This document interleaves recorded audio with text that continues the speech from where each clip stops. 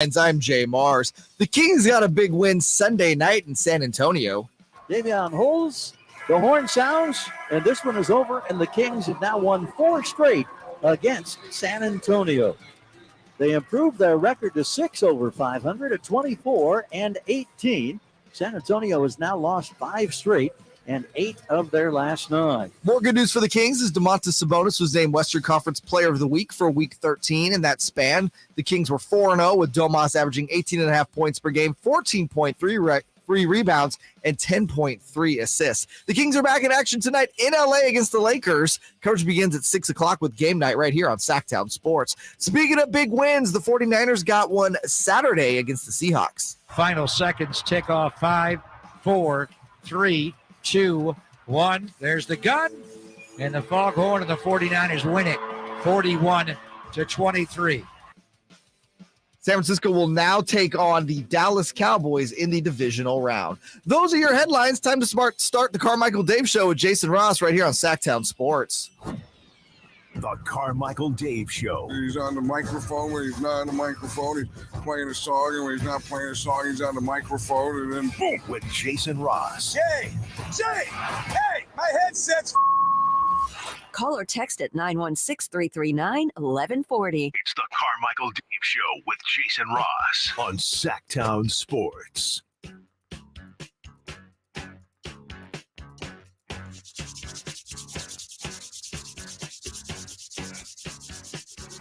That's a sound. It's the sound of Monday, except it's Tuesday. First part of the show already got the day wrong, Jason. That's a good start to the week. Good morning, everybody. Good morning, Jason. Good morning. I like 4-day work weeks. I do too.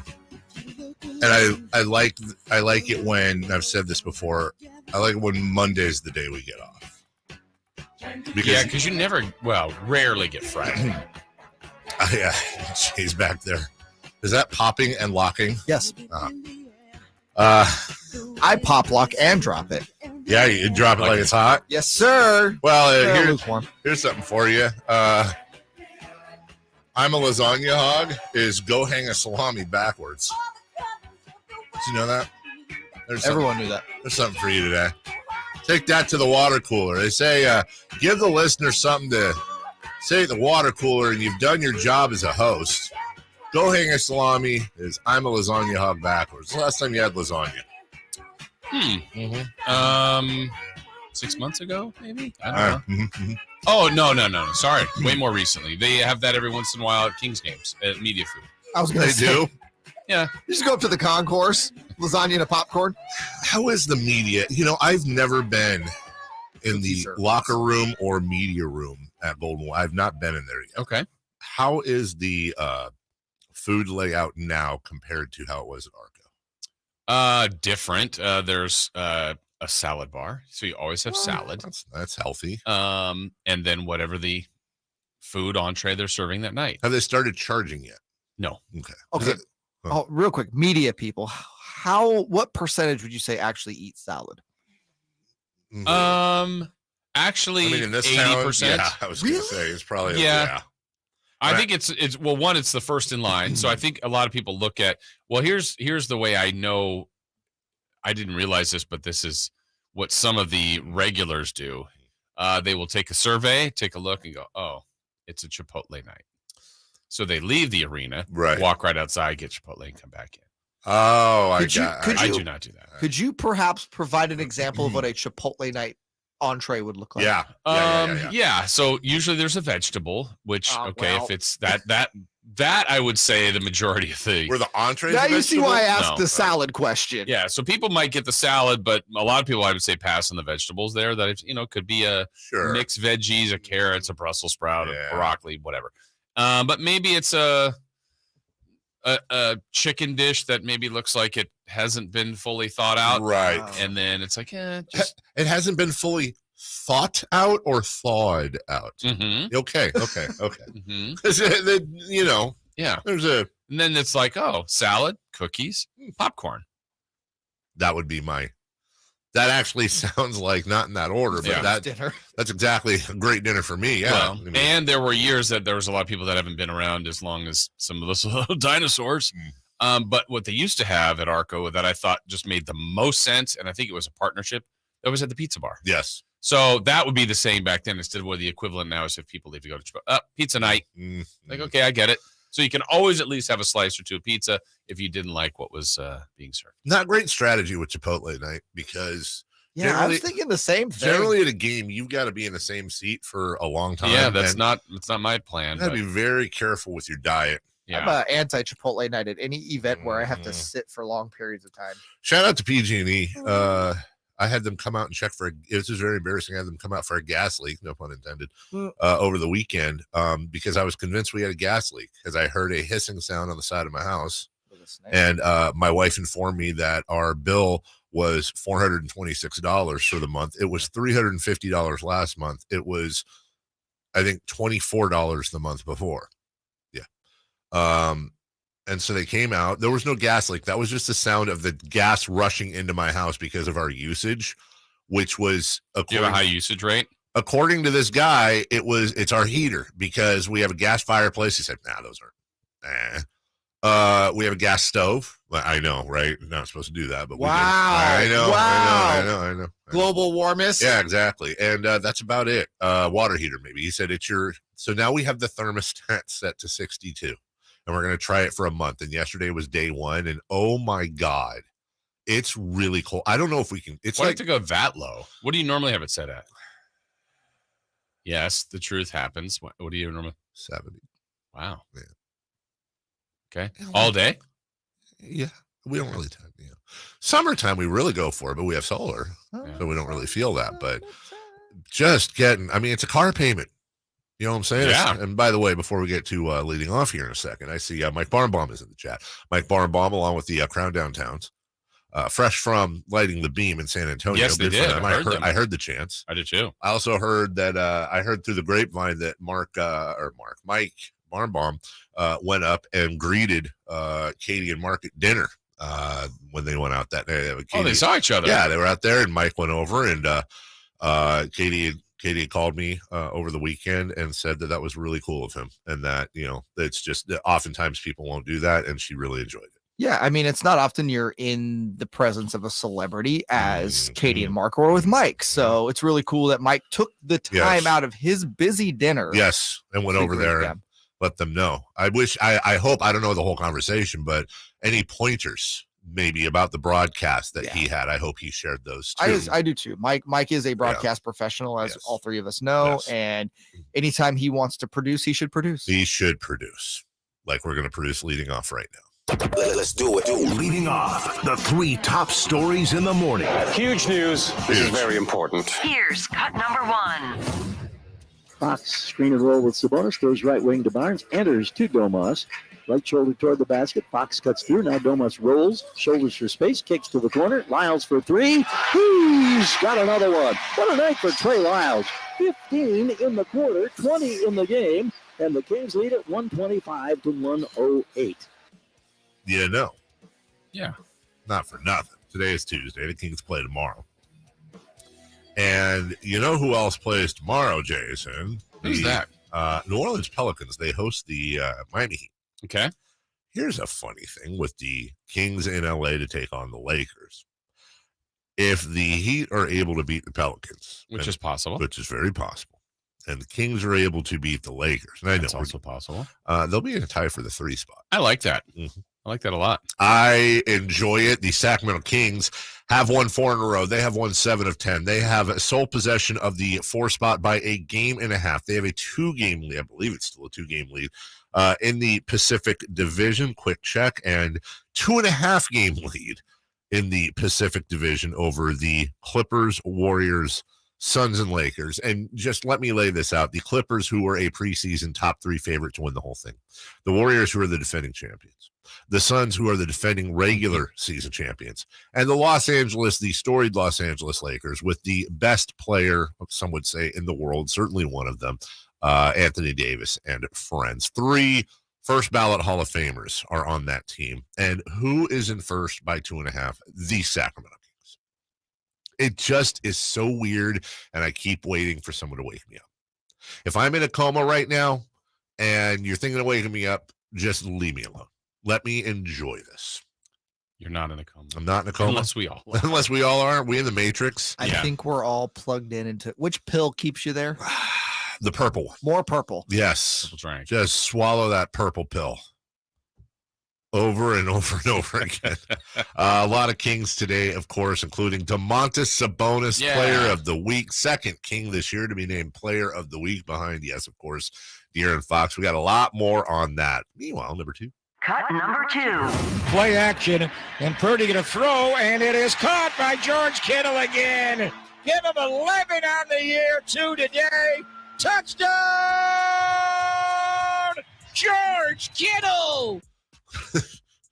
That's. I was gonna say. I'm this old? Are you in the? You're in the wrong folder. You are from the first one and the second one. I'm in the right folder. Jay, he's in a coma. Yeah, because I'm like, give the guy a break. Because the first audio piece was supposed to be Domas, not Trey Lyles. Okay, here's what's funny. Huh? Am I playing highlights from a week ago? Yes. Have they both been kind of accurate? They were in the ballpark. Yes. Yeah. Because I was like. What was the third cut, though? That's what I'm curious about. The third cut. Well, let's see here. There was like an idea outside the building. Maybe I don't care about it, but it's long. It's John Harbaugh ignoring people asking about Lamar Jackson's contract. Okay. Well, it's funny because our third clip today is Jim Harbaugh. It's Harbaugh. It's in the family. All these cuts are in the family. It still kind of worked. All the work I did copying and pasting those into a folder, and you just throw it out the door. The Cowboys won. They will take on the Niners next. We've got a lot on that. And Jim Harbaugh going back to Michigan, despite the fact that every year he takes 17 NFL interviews. And I'm really getting tired of it. Like, dude, just why do you put people through this? Just stop, James. Okay, with your milk and your Bugle Boys. It was a good pull, huh? It was. Sean Salisbury will join us in the 8 o'clock hour, top of the 8 o'clock. Matt Barrows on the 49ers as well. We've got a ton to get to. Let's check the playoff weekend in the AFC. And by the way, I learned this over the weekend. Do not ever criticize Al Michaels in any way, shape, or form. Do not do it. Certainly don't do it on social media. I'll tell you about that next. Right after this. Check out the Golf to Go Hour with Frank LaRosa every week on Sactown Sports. Get the latest on equipment, area courses, people who play the great game, and plenty of good conversations about golf. It's the Golf to Go Hour every week with Frank LaRosa on Sactown Sports.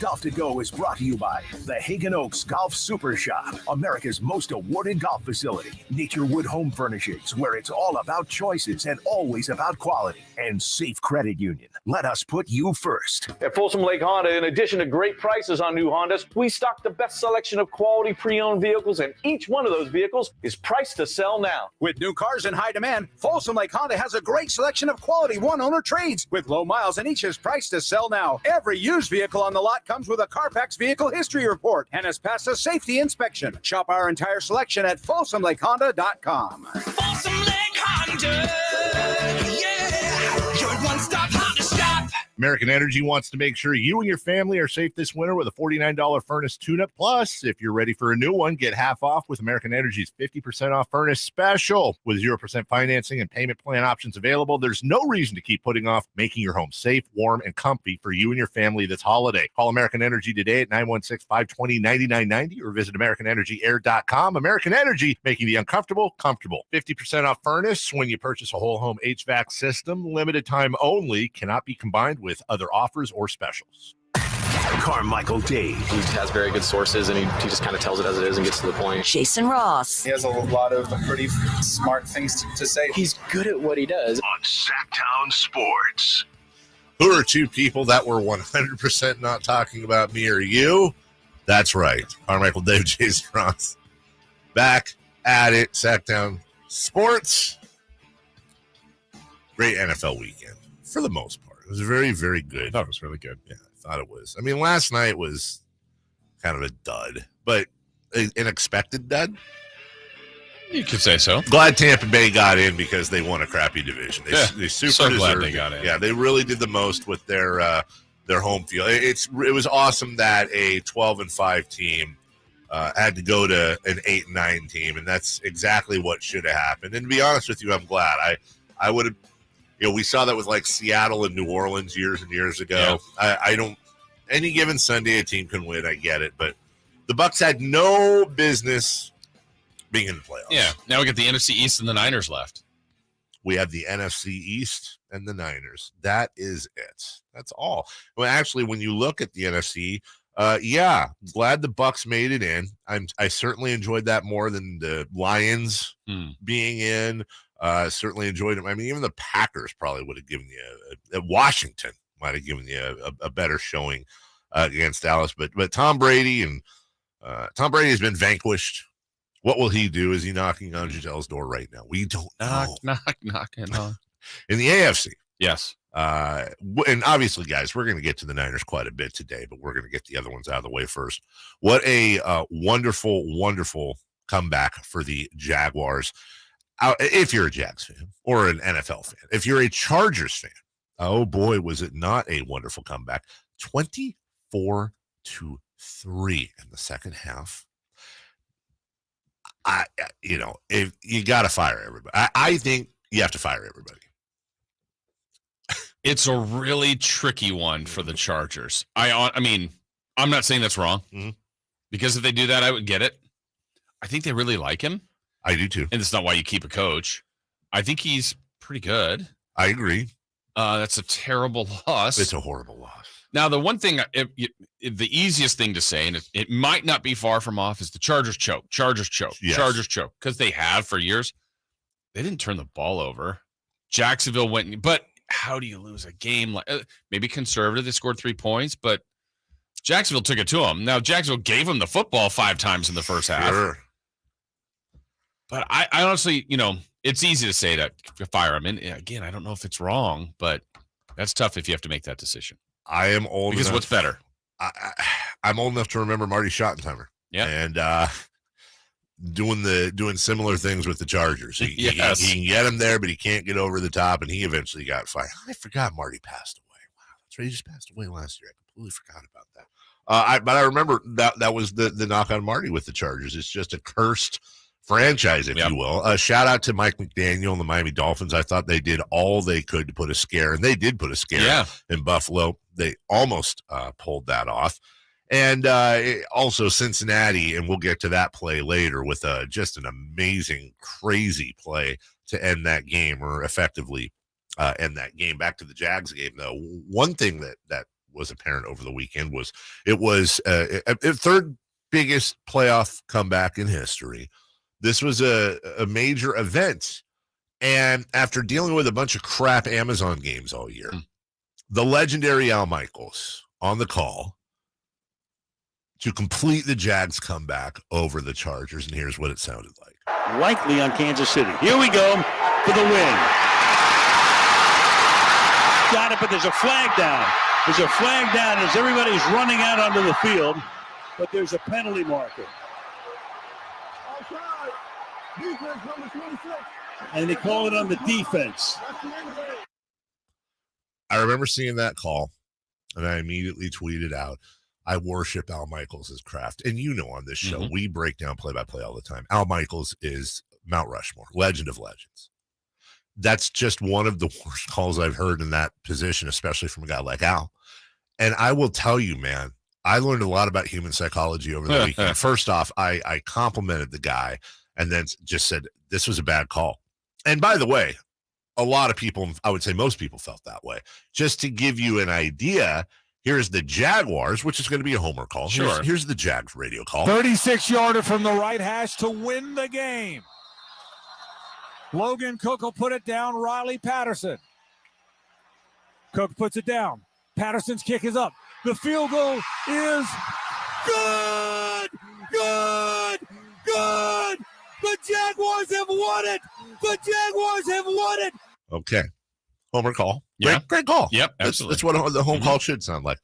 Just for context, here's the Chargers call, the losing team's call. More timeouts left. This is the game. This is the season for one of these teams. 30-28. Snap. Kick is up. Kick is good. The Chargers are out of the playoffs. Pandemonium at TIAA Bank Stadium. This is going to be a long flight home, a long off season. I think that's a great call. Actually, I was going to say, I think that's a phenomenal call because that was descriptive. Mm-hmm. You gave a little bit to the moment, but it's also, you can hear disappointment. He's a Charger announcer. He wants to advance, but describes pandemonium. That was good. Then you should hear disappointment there. It gets even better. And absolutely inexplicable. There are no words to describe what we witnessed here tonight. The Chargers in complete control of this game at 27-0 somehow find a way to snatch defeat from the hands of victory. We'll be back, unfortunately, to break it all down. 31-30. There you go. Now, again, one last time. Likely on Kansas City. Here we go for the win. Now, in Al's defense, there was a flag on the field. He wanted to make sure, I hear that, number one. Number two, he's not a homer. He's the national call. I get that too. But by the way, for most of the game, it sounded like there was disinterest in that booth. Tony Dungy was horrific. And even leading into the kick itself before any flags. Likely on Kansas City. Here we go. Like, is it jury duty? Right. Al, meet the moment. Yeah. Over the weekend, the amount, because the tweet I put out, like a bunch of other, there's some other media members that did the same thing, and then they'll do like a gathering in a few national publications like Sports Illustrated, and a few other picked it up. And so, of course, that exposes you to the whole nation, and you get everyone. And there was just, what do you want him to do? It's not soccer, or I don't need the announcer. Everyone has their own taste. I understand that. How dare you? One lady was saying the Jags are nothing. Al Michaels is everything. I'm like, what is that? Oh, okay. But then I looked at the people tweeting the vitriol defending Al, and I realized something. They're almost all old. They're older people. Okay. And I realized, you know what I think this is?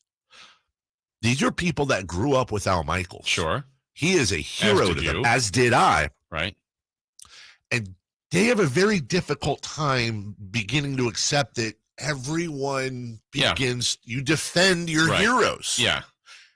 And it says something about their own mortality. I think that's the deeper Freudian thing. Here's the thing. I'm not saying Al Michaels should hang it up. That's somebody else. I'm not saying Al Michaels.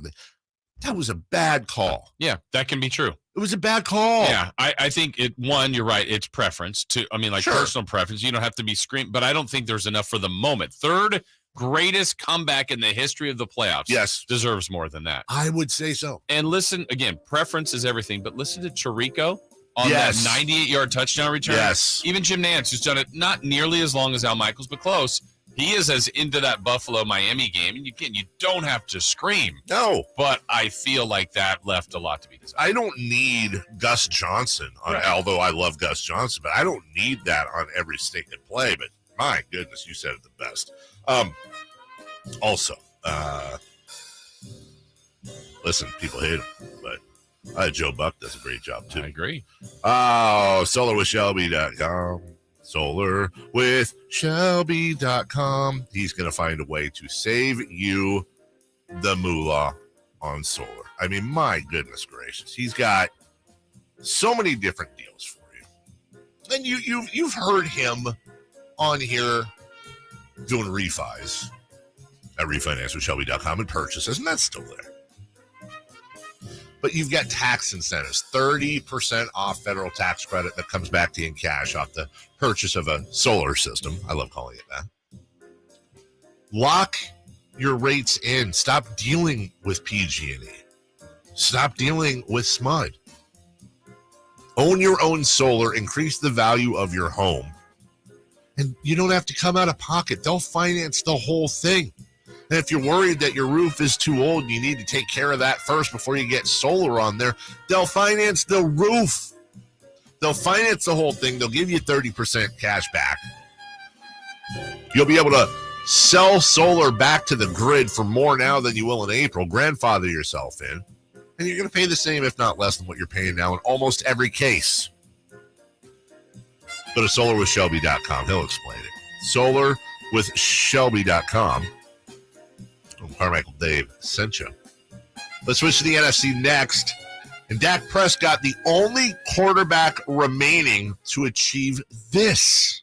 We'll tell you what next. The only place you'll find Malik Monk is Sactown Sports. Oh my, what an athletic move that time by Malik Monk. Hey Sacramento, it's Malik Monk and you're listening to the home of the Sacramento Kings, Sactown Sports. Your local sports leader. With one of the best savings rates in America, banking with Capital One is the easiest decision in the history of decisions. Even easier than choosing Slash to be in your band. Next up for lead guitar. You're in. Cool. Yep, even easier than that. And with no fees or minimums on checking and savings accounts, is it even a decision? That's banking reimagined. What's in your wallet? Terms apply. See CapitalOne.com/bank for details. Capital One NA member FDIC. At Ashton & Price, we get injury victims to yes. Experience, yes. Ashton & Price has been around for over 25 years. No more insurance companies? Yes. Our clients focus on getting better and we handle all the rest. Results? Yes. We've collected over $100 million for injury victims. No fee until we win? Yes. Our clients pay nothing until we win. Ashton & Price, the best at getting to yes. Remember, for the best advice, don't think twice. Call Ashton & Price. I remember as if it were yesterday. I reached down to move a nightstand and was astonished at the weight of the piece. Hi, this is Frank LaRosa with a word about Naturewood Home Furnishings. At that moment, I instantly recognized the difference between Naturewood's quality furniture that will last a lifetime versus lesser quality furniture found elsewhere.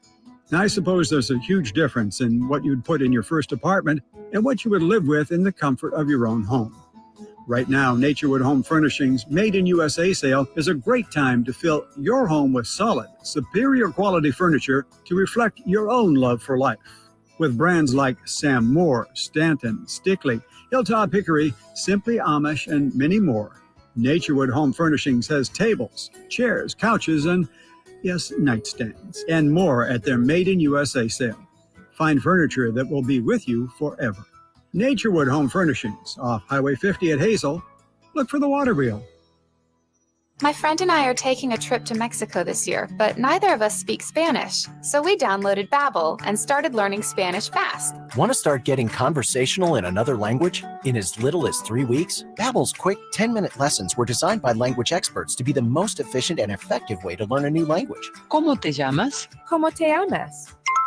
Babbel, language for life. Celebrating 10 million subscriptions sold. Now try Babbel for free at Babbel.com. That's BABBEL.com. Meet Joe A, Hi. Joe B, Hello. and Joe C. What's up? 3 everyday Joes perfecting their banking with Chase. Joe A is locking his lost debit card with the Chase mobile app. Joe B is cruising toward his new ride with AutoSave. And Joe C's Chase banker is helping him budget to go back to school. Tools that help protect, support for what's next. One bank that puts you in control. Visit chase.com/checking. Chase, make more of what's yours. Chase mobile app is available for select mobile devices. Messaging and data rates may apply. JP Morgan Chase Bank, NA member FDIC. Guys, want to lose weight, improve your performance, and increase your drive? Book your free T-check and free exam at Revive Men's Health Sacramento. Now also offering affordable, cutting-edge weight loss medications. Call 916-277-8599 or visit ReviveMen'sHealth.com. We all know the pain of being stuck in the past. But with Roseville Electric, you can get current. Roseville Electric provides you with clean, reliable electric solutions for your home or business. Whether you're looking to go electric, reduce your carbon footprint, or simply save on your monthly energy bill, Roseville Electric has a solution for you. For more info, visit getcurrentroseville.com today. This time check is brought to you by West Coast Men's Health Acoustic Wave Therapy. Sactown Sports Headlines. With your Sactown Sports headlines, I'm Jay Mars. The Sacramento Kings got themselves another dub this past Sunday over the Spurs. Davion holds, the horn sounds, and this one is over, and the Kings have now won 4 straight against San Antonio. They improved their record to 6 over 500 at 24-18. San Antonio has now lost 5 straight and 8 of their last 9. The good news keeps on coming in for the Sacramento Kings as Domantas Sabonis was named Player of the Week in the Western Conference for Week 13. Over that span, the Kings went 4-0, and Domas averaged 18.5 points, 14.3 rebounds, and 10.3 assists. The Kings are back in action tonight when they head to LA to take on the Lakers. Coverage begins with game night at 6 p.m. right here on Sactown Sports. The 49ers advanced in the NFL playoffs. Final seconds tick off. 5, 4, 3, 2, 1. There's the gun. And the foghorn, and the 49ers win it 41-23. 49ers will now be taking on the Dallas Cowboys in the NFC divisional round. Those are your headlines. Back to the Carmichael Dave Show with Jason Ross. They bleed black and purple. It's the Carmichael Dave Show with Jason Ross on your local sports leader, Sactown Sports.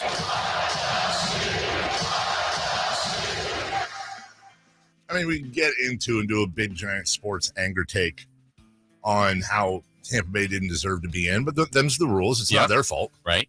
I just the whole divisional winner gets an automatic, this, that, whatever thing is dumb. Seed for record. If they have to make it, they have to make it because you won some arbitrary division with a bunch of other crappy teams in it, and it happens sometimes. It's fine. And Dallas just waxed them. And as a Niner fan, I don't know what I learned from that. I mean, Dallas certainly looked good. They looked like crap the week before. I learned that Tampa sucks. Yeah, they do. They do. And It's they did. bad football team. And when you look at what the Niners did to Tampa versus what Dallas did to Tampa, I mean, it's similar. Yeah. But can you stop the Brock Purdy train? Right. But you said, that's the way it is. That's the rules. Like, if this was college football where it's done by a committee, Tampa would not have been in there. But it's not done that way. We have divisions. They've been rewarded, and they even got a home game out of it. So they had every advantage possible, and they got crushed. Well, Dak Prescott is now – this is funny. Dak Prescott's the oldest quarterback left. I heard that. That's crazy. He is the oldest quarterback 29? left. 29. Turned 29 in July. He's the oldest quarterback left. It's absolutely hilarious. There's no Rodgers. Yeah. There's no Brady. So you got Purdy, you got Trevor Lawrence, you have Josh Allen, you have Daniel Jones, you have Joe Burrow, and you have Dak Prescott. Yeah. Plus you have Jalen Hurts and Pat Mahomes. Yeah. That's it. The young crew. The new guard, and that's kind of the narrative we're going to get into one of the things I'm really looking forward to hashing out this summer. Should Aaron Rodgers and Tom Brady walk off into the sunsets? Are they done? Is the new guard here? And by the way, the NFL's in really good hands. Right. No doubt about that. The Giants go into Minnesota and get weirdly the most unsurprising 9-7 beats a 13-4 team on the road in the first round of the playoffs in history. Wasn't that even like a 1.5, 2 point It spread? was. It was very people small. Thought Minnesota could win, but not surprising. Not surprising at all. It's just strange. Yeah, and there's a whole game's worth of plays, but the final play, the Vikings need a first down. Kirk Cousins has taken thousands of snaps. Yes. And he throws a check down on What fourth are and you whatever doing? it was. And you're like, okay, look, I've never played that position. I'm not saying I could do better. Of course. But I'm throwing it more than 8 yards down the field. Like I have to, unless you absolutely know that dump off is 100% wide open. Right. Which it wasn't. And there's a ton of room there. Hey, you know what? We're down to let's punt instead of kick a field goal to win. Like, what are you doing? Throw the ball past the first down marker, even if you throw it into traffic. Yeah. And you go, what is he? You have to. The look was awful. Maybe throw it out of bounds, live to fight. Oh, no, there is no. Oh, and real quick, by the way, Brett Maher, the kicker for the Cowboys. We were having a conversation. Yes. Jay, in our pre-show meeting, along with Pat from down the hall, were celebrating this man's failures. They love it. They think he's a terrible person. Yeah. Celebrating. You had no sympathy. I did not have sympathy for him, but to say I was celebrating, I think, is a little hyperbolic. All right, fish. You say tomato, I say fish. I which just shows the disparity. I felt so terrible. Yeah. And maybe I'm on an island here, but I felt so bad for him. He works his whole life to be a kicker. He misses 2 extra points all year. Obviously, the moment was too big for him. Obviously, he choked. All the things you want to say, he did. Here's the reality. He didn't want to miss them. Well, of course not. And he missed 4. Yeah. And and there's things, we always talk about macro, micro. From 50,000 feet, I'm watching this thing, and I'm going, this guy's writing the first line of his obituary as we speak. Right. He's going to be the guy that missed 4 extra points in a playoff game. Yeah. He's maybe going to get cut this week, probably should, although that's a tough thing to do in the middle of the playoffs, is go grab a guy off the couch and say, come in and kick. They still won, and they won comfortably, thank God. The only saving grace for him was the fact that they blew him out, so he's not going to be the reason. Didn't matter. Right, but I felt terrible for him. Yeah, I did too. And I think the big difference is what you just said there. He has the potential to be cut. Yes. And Trevor Lawrence threw 4 first-half interceptions. Right. Now they're saying this is the game that may launch him into a Hall of Fame career because of his second half, because you weren't cutting Trevor Lawrence. The worst thing that could have happened to him was he was benched. They didn't bench him. Right. They stuck with him, and then he had a great second half. Maher could get cut. He might get cut, and that's awful. And I know it's his job. He has to make him. He missed him. He had a fantastic year. He had a terrible night. Did McCarthy hang him out to dry a little bit by not just going for 2? And I'm not saying maliciously, but actually, he only missed the first one. It was 6-0. They scored at 12. I go, oh, why don't you go for 2? I wasn't thinking he was going to miss another one. Then he missed one. Oh, no. Mm-hmm.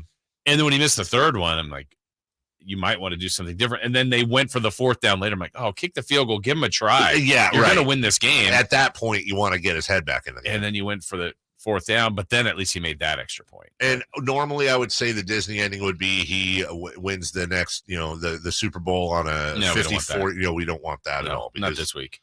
Dallas dominates the Bucs. The Vikings are out, and now we have our matchups for the divisional round next week in the NFC, and it will be the Cowboys and the Niners. And the only unfortunate thing, Jason, about that matchup, not really a lot of history between these two franchises. Yeah, none.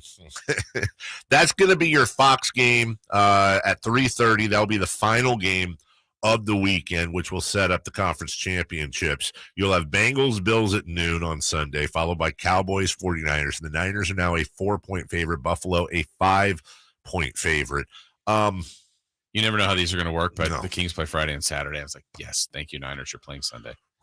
Yeah. Well, still would have been able to. Sure. Well, you're going to, the Giants, honestly, Giants, Eagles, if I'm being honest, I think Saturday is kind of the dud day. Not that there aren't going to be matchups that'll be fun to watch, but Jaguars, Chiefs, Giants, Eagles, Bengals, Bills, Cowboys, Niners. Obviously, I'm a homer. Niners, Cowboys. Yeah, but Sunday's a headliner. But then Bills, Bengals, I'd probably put number 2. Yeah.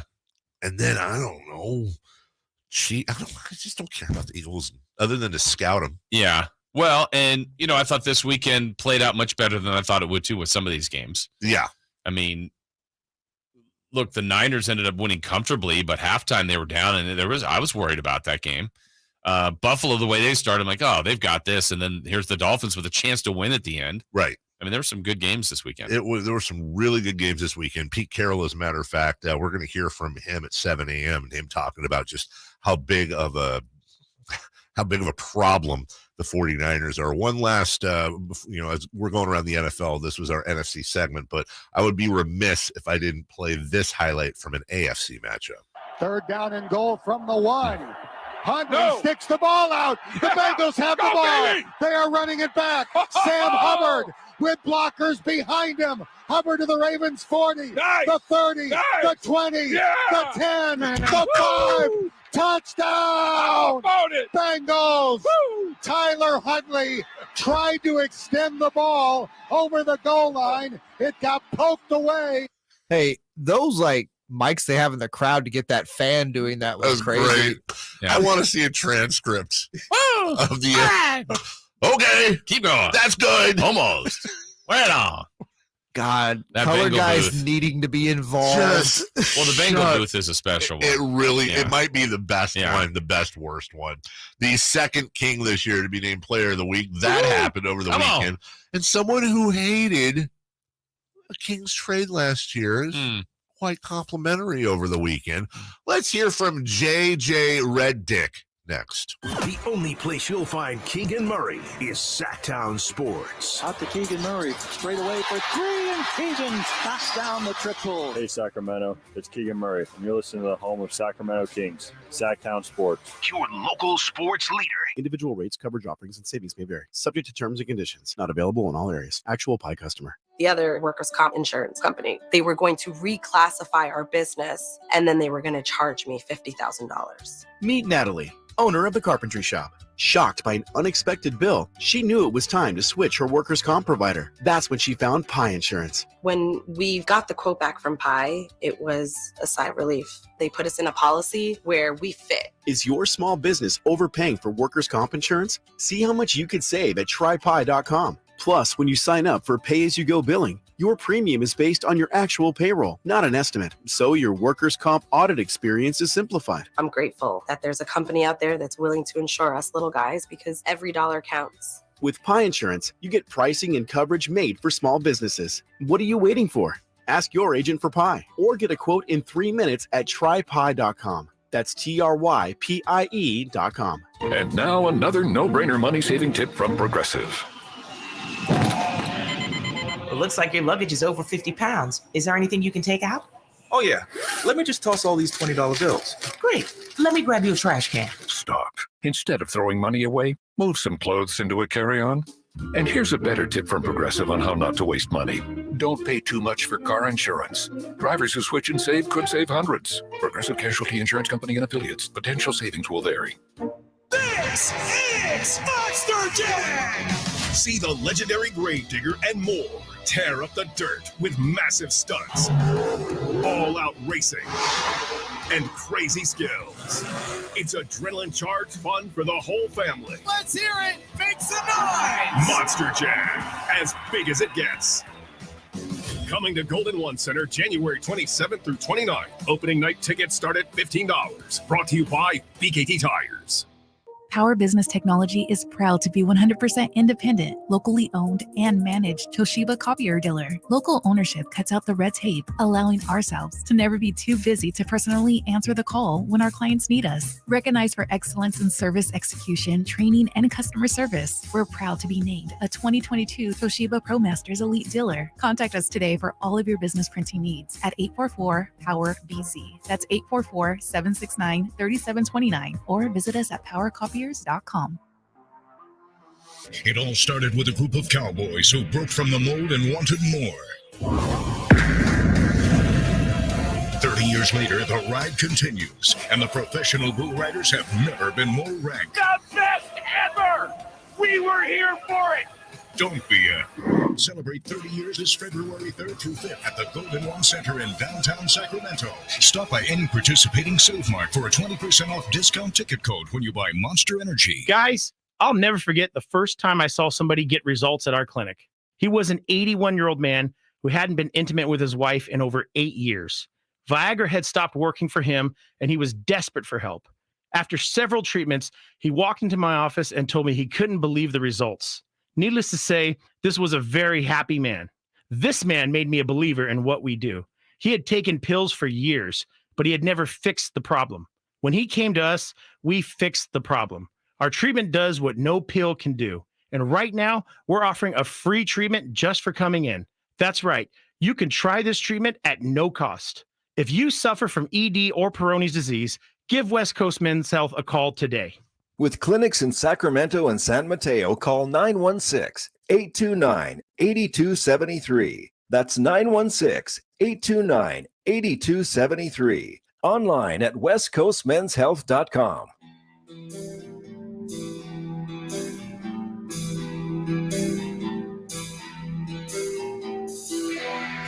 The Carmichael Dave Show with Jason Ross. Call or text at 916-339-1140. On Sactown Sports.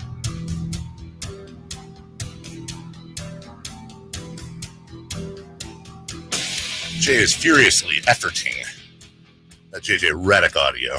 Also, serious? Yeah, he's really angry. I don't know why. I can't think of any reason why Jay would be angry. I can't either. About anything. Right. Not an angry person. No. Get a little frustrated here and there. Generally, I'm calm, cool, and collected. 4-0 for the Sacramento Kings this week. They won 7 of 10. Domantas Sabonis, Western Conference Player of the Week. Way to go. 18.5 points, 14.3 rebounds, 10.3 assists. That, I believe, is a triple-double. That is. That's average. Triple-double throughout the week. 52% and 76% from the line. Here's an interesting stat you guys put in here. Sabonis has played 56 games as a King. Yep.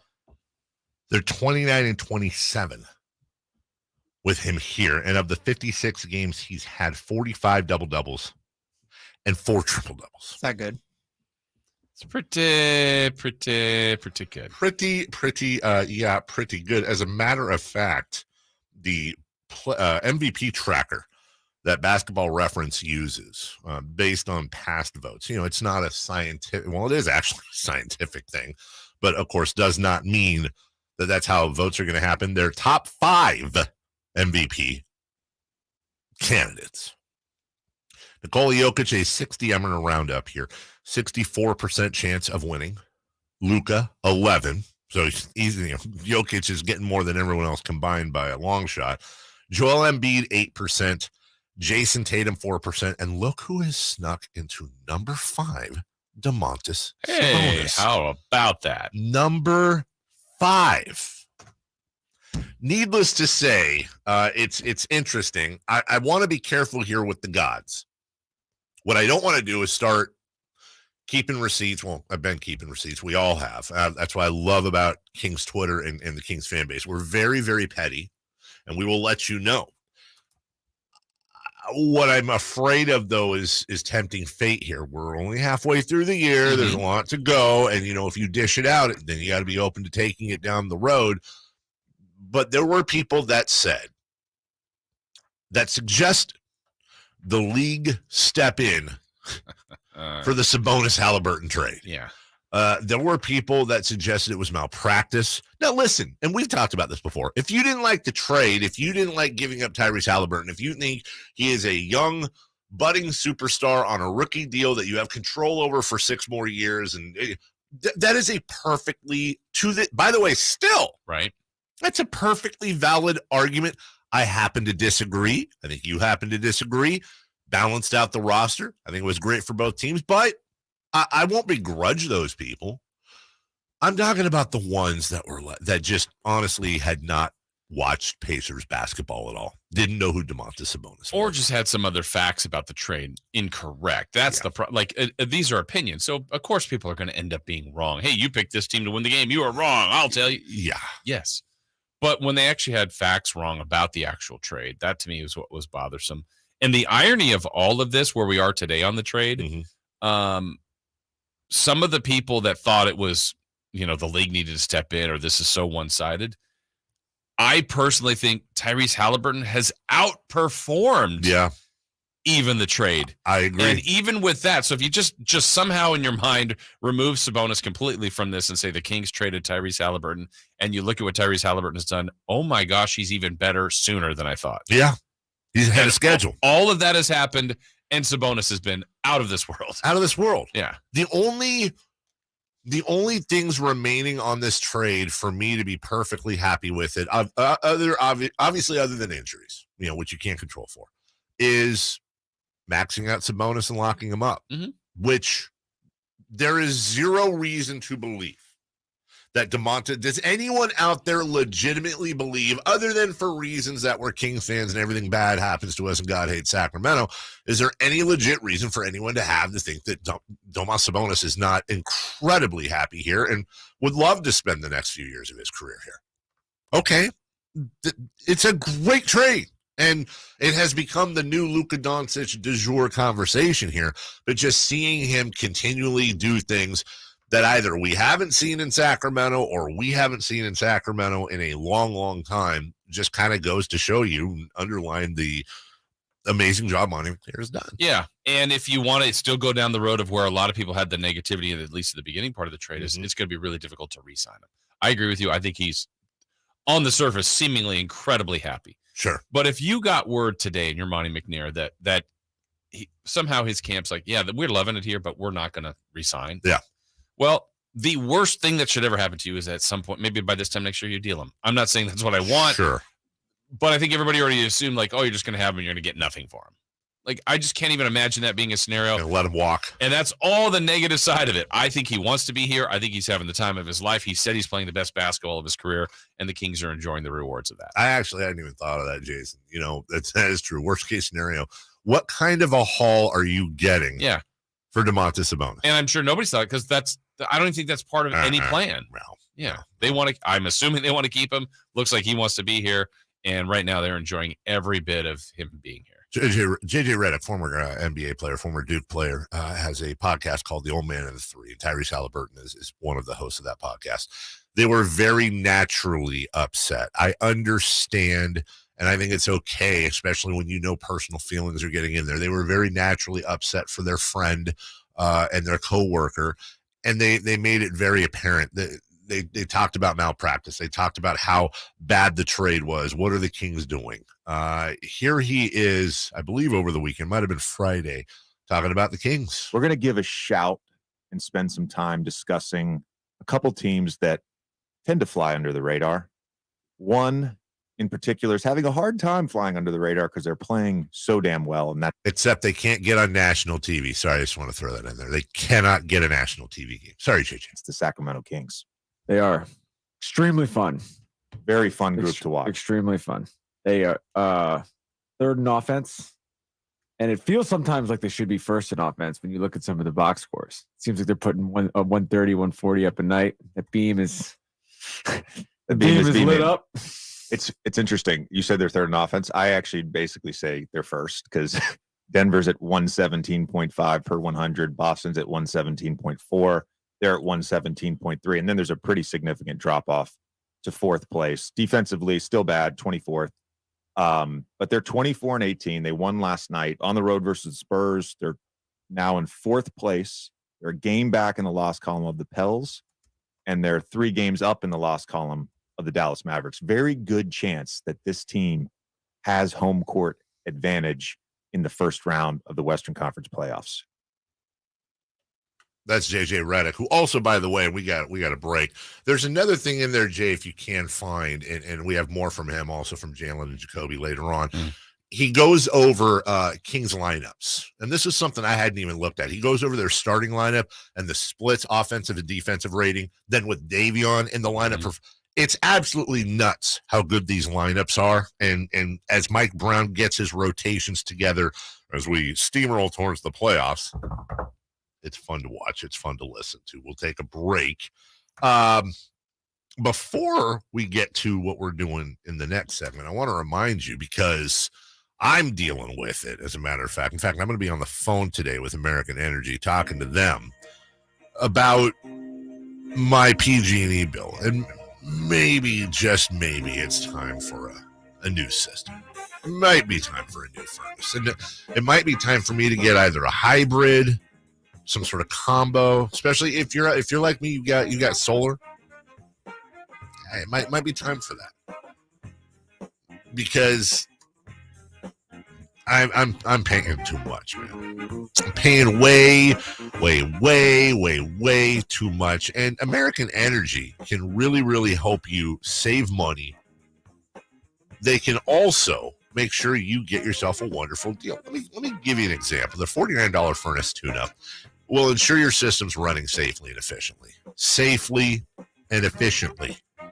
And if you're ready for a new one like I might be, get half off with their 50% off furnace special. When you purchase a whole home HVAC system, get your furnace half off. 0% financing, payment plan options available. No reason to keep putting off making your home safe, warm, and comfy for you and your family this holiday. Call American Energy today. That's what I'm going to do. 916-520-9990 or visit AmericanEnergyAir.com. American Energy, making the uncomfortable comfortable.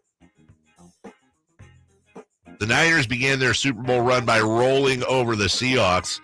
Why Pete Carroll said the Niners are a problem. We'll hear from him next. The only place you'll find Kevin Herter is Sactown Sports. Herter's open, steps into 3. He's got the triple. Hey, Sacramento, it's Kevin Herter, and you're listening to the home of the Sacramento Kings, Sactown Sports. Your local sports leader. For your everyday vehicle. Right now, you can get 5 quarts with an STP oil filter for only $26.99. Do the complete job for the right price. Get the parts you need when you need them at AutoZone or AutoZone.com. Get in the zone, AutoZone. Restrictions apply. Sacramento weather is brought to you by Folsom Lake Kia. I'm Tamara Berg in the KCRA 3 Weather Center. It is Tuesday, and guess what? We've got a dry day today. After a cool start to the morning with some patchy fog, expect to see mainly sunny skies and afternoon highs in the mid-50s. Get the latest forecast on the KCRA 3 News and the KCRA 3 app. Treat yourself to a new car in the new year. Shop Folsom Lake Kia for your favorite Kia model. Low interest rates, low payments, even zero down deals with approved credit. Over 20 years right here in Sacramento. That's Folsom Lake Kia. Buying a new Acura is an easy decision, and Acura of Stockton makes buying easy. Come and see us today or shop online.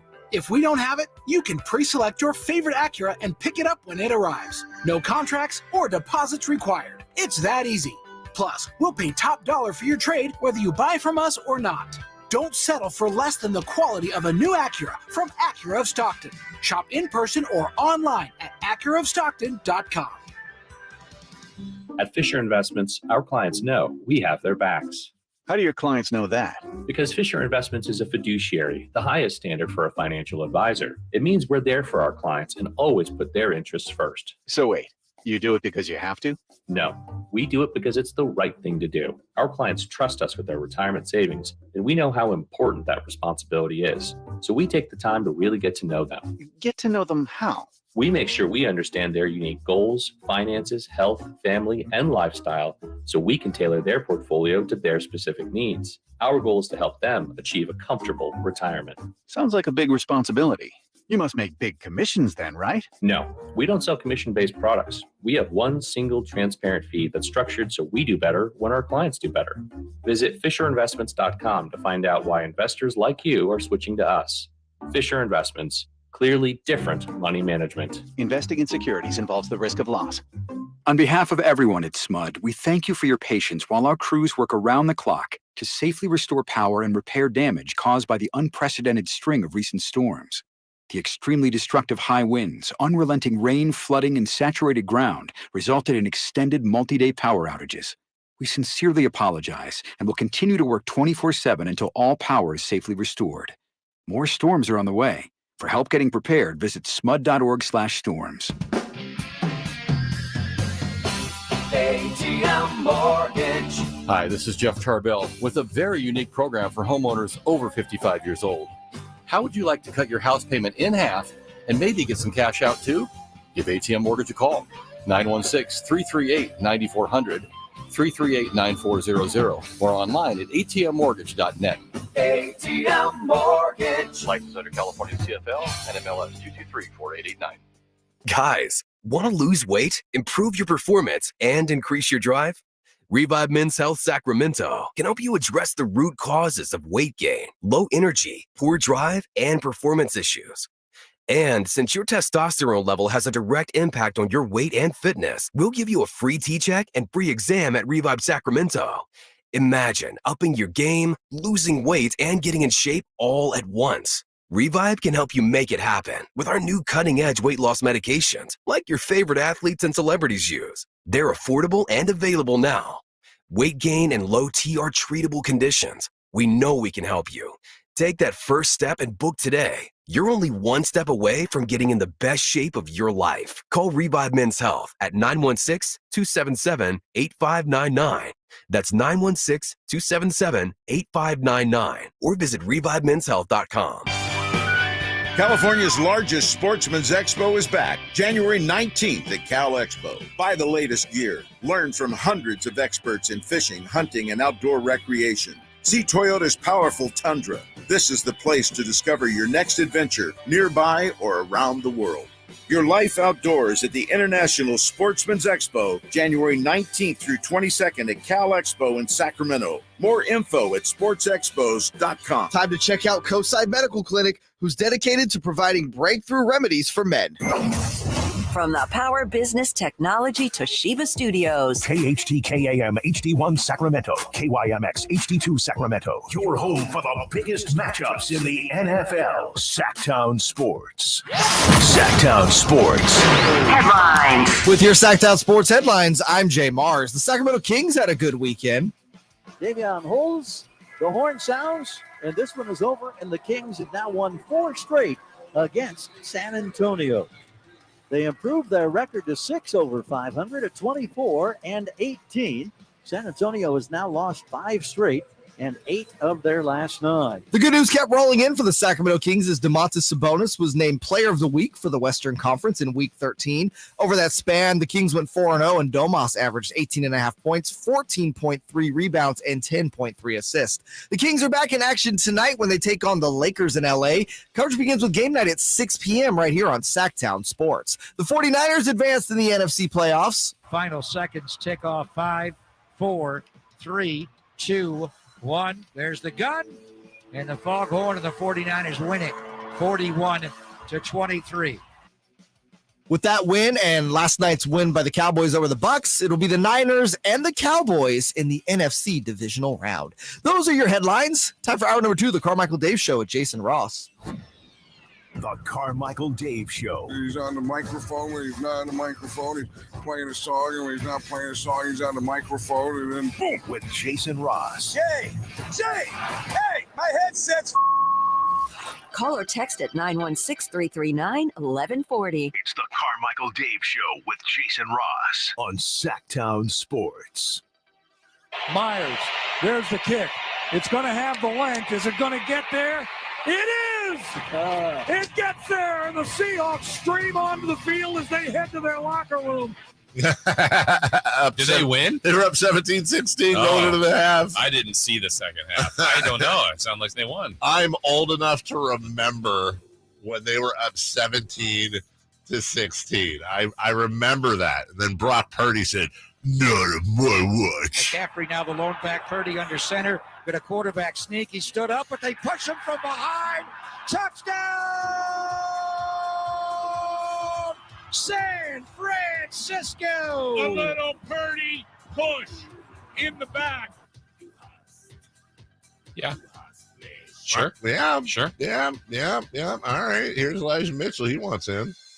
It's a play action. Purdy going to roll left, and he gets away from Bruce Irvin. Throws on the run, wide open. Elijah Mitchell. Touchdown!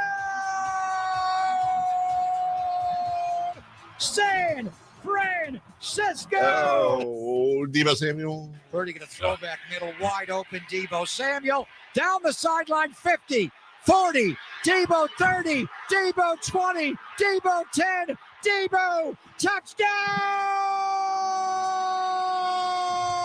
San Francisco! Feels great, baby. Feels great, baby. I say this with no bias, of course, at all. I think Greg Pop is taking it. Since he's come to San Francisco, he's taking it to a whole new level. Yeah. Yes. Well, he's got a heck of a team. It must be fun for him. Yeah. Diamador Lenore finished it off with a Geno Smith pick. The Niners win 41-23. What is that? 25-7. I think my math is probably wrong with something like that. 25-6 after that 17-16 lead the Seahawks had.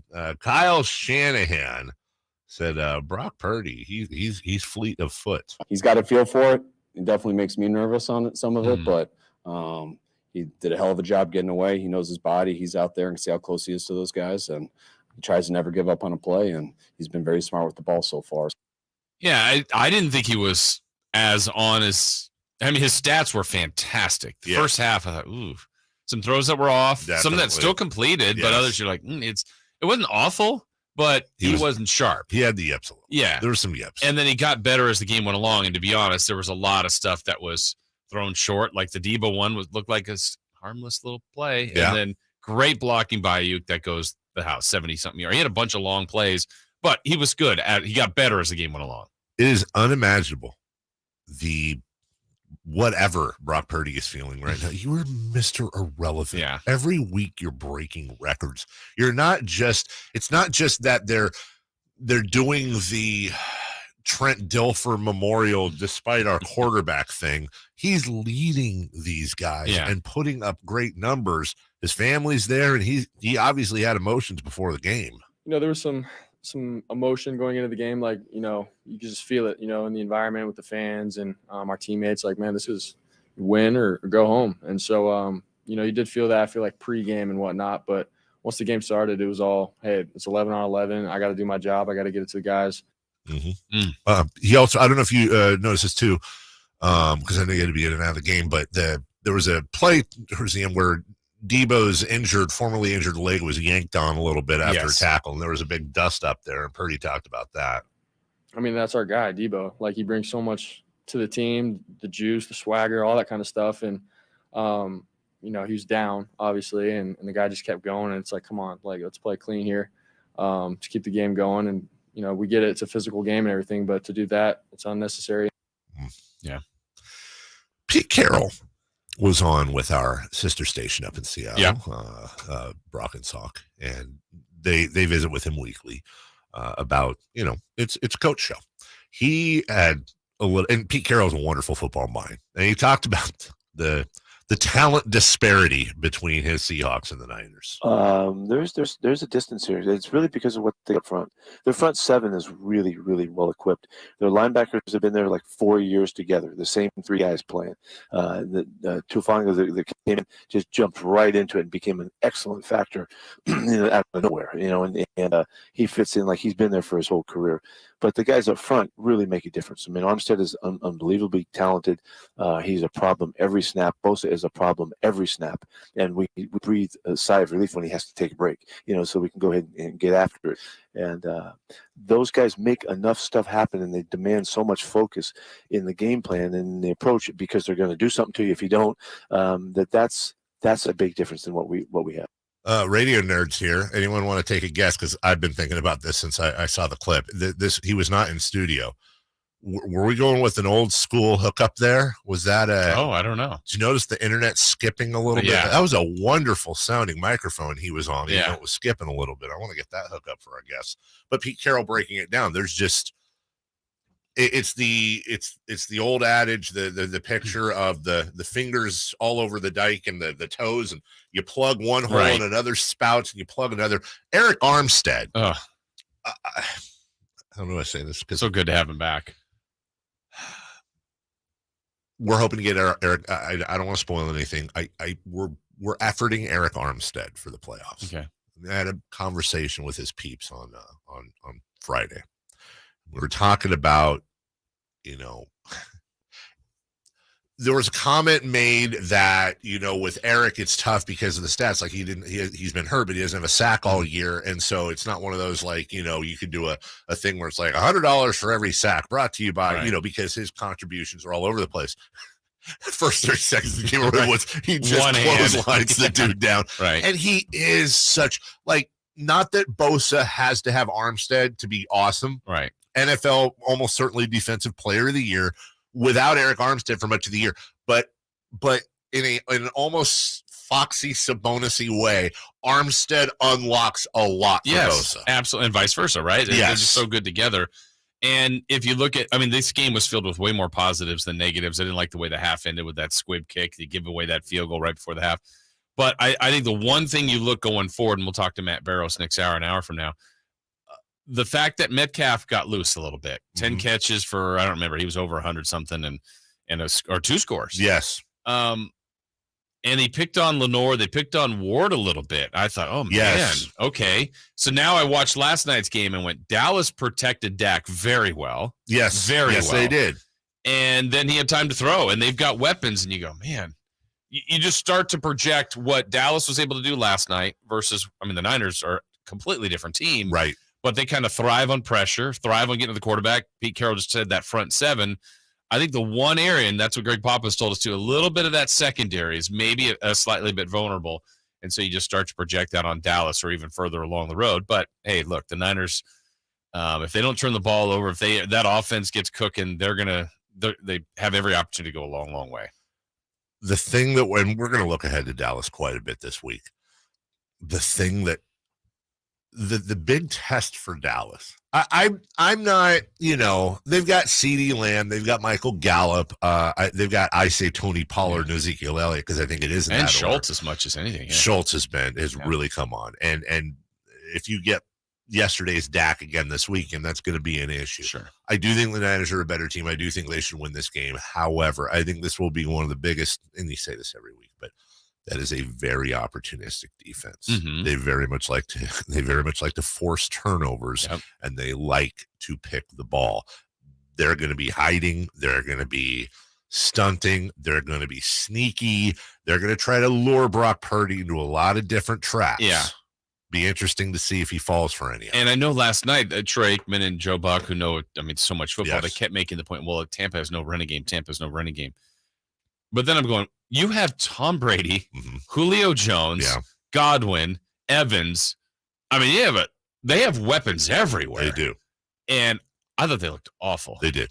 And specifically Brady. Yes. So you got a guy that's got more experience, his entire life than Brock Purdy has even lived. Correct. And so you just go, I mean, that's one of the worst games I've ever seen Brady play, ever. It was terrible. And not just, that throw, like the amount of throws that were not off, that weren't close, that he just gave up on. Like, I'd throw this one on the ground. That one, that's a 10-yard out, and he threw 6 yards short. And I'm like, what's happening to him today? He was rattled. You got me thinking now. So Brock Purdy was born December 27th, 1999. And didn't Brady take over the following year, or was it the end of 99? Or am I too early there for you right? I think you're kind of onto something there. Wait, I want to know. I think it was 2000. Was it 2000? Yeah, it wasn't 99. When Brady took over for Bledsoe? 2000 or 2001. Brock Purdy was barely a thing. Because 2000, wasn't that the Rams? Wasn't that the greatest show on turf? I think so. I think it was, and Kurt Warner. So, yeah. So, Brock Purdy was literally pooping his pants and wearing diapers when Tom Brady took over for Drew Bledsoe. And you're right. Dallas made Tampa Bay look silly. Yeah. They made Tom Brady look. There was no – they made him look so silly. There wasn't even any talk about, Tom Brady is fourth quarter. Right. Here comes Tom. Yeah. The only thing that was interesting was that the kicks kept getting missed through the extra point. You're Yes. Like, are they leaving the door open? Right. And then they kept referencing Dan Quinn. It's Tom Brady gave him his worst. It's like, this isn't happening, guys. And I would invite people to look at the amount of injuries Tom Brady had in that receiving core. The fact that he had lost Rob Gronkowski, of course. Those guys did not play a lot of games together this year. He had a semi-okay backfield. And look at Tom Brady's numbers this year. Look at his completions. Look at his completion percentage. Look at his yards. He had a good year, but Dallas made him look silly. We'll take a break. Speaking of, as the Brady turns, where do the playoff losers go from here? And let's play Pick a King from the Past. We'll explain all that. 3 for Madness in just 1 minute. Join the Sacramento Kings on Thursday, January 26th for the Kingpin Classic Charity Bowling Tournament, presented by Rayleigh's. Bowl and mingle with your favorite players, coaches, Kings dancers, the 916 crew, and Slams It, all while supporting the Sacramento Kings Foundation. Learn more at kings.com/bowling. At Folsom Lake Honda, in addition to great prices on new Hondas, we stock the best selection of quality pre-owned vehicles, and each one of those vehicles is priced to sell now. With new cars in high demand, Folsom Lake Honda has a great selection of quality one-owner trades with low miles, and each is priced to sell now. Every used vehicle on the lot comes with a Carfax Vehicle History Report and has passed a safety inspection. Shop our entire selection at FolsomLakeHonda.com. Folsom Lake Honda, yeah, your one-stop Honda shop. My heart was racing just making spaghetti. I could have waited to tell my doctor, but I didn't wait. I was short of breath just reading a book. I could have delayed telling my doctor, but I didn't wait. They told their doctors and found out they have atrial fibrillation, a condition which makes it about 5 times more likely to have a stroke. If you have one or more of these symptoms, irregular heartbeat, heart racing, chest pain, shortness of breath, fatigue, or lightheadedness, this is no time to wait. Contact your doctor. Brought to you by Bristol-Myers Squibb and Pfizer. 3 questions, 3 answers. It's 3 for Madness on the Carmichael Dave Show with Jason Ross. Here's question 1. Big show planned for ye. Still to come. Matt Barrows, 8 o'clock. Hey, that's in just 47 minutes. And then we'll have Sean Salisbury right after that. Obviously, we're going to talk to Matt about the Niners. We'll talk to Sean. Get some evaluation from these playoff quarterbacks as well. In the meantime, it is Jay Mars time. 3 for Madness. Question 1. Did Tom Brady play his last game as a Tampa Bay Buccaneer or possibly even his last game ever? Yes and no. Yes, I think he's done in Tampa Bay. No, I don't think it's his last game ever. Talk about an L. Like, that's how you want to end the most storied NFL career ever. by having your wife leave you and then getting tossed by the Cowboys. No, I do not think so. I think Tom's going to I think Tom's going to have a farewell tour year. I think he's going to sign with a team, whether it's for 1 or 2 years, and he's going to let everybody know at the beginning of the year this is over. Or I'm just an idiot, and Tom's going to do the retire and retire thing this summer. But if I had to flip a coin, I'm saying he's playing next year, just not in Tampa Bay. Yeah, based on his comments last night, sure sounds like a guy that doesn't know at this moment, at least not publicly saying it. But, yeah, I think the Tampa part seems like it's ending. The Raiders also in the same day, or there was rumors last week, but even more talk about the Raiders being aggressive in pursuing Tom Brady. So the fact that he knows that people will want him is important. I read a lot of people saying, well, he's not going to end his career on a game like that. Without it being a Super Bowl, how else? That's what he's measured on.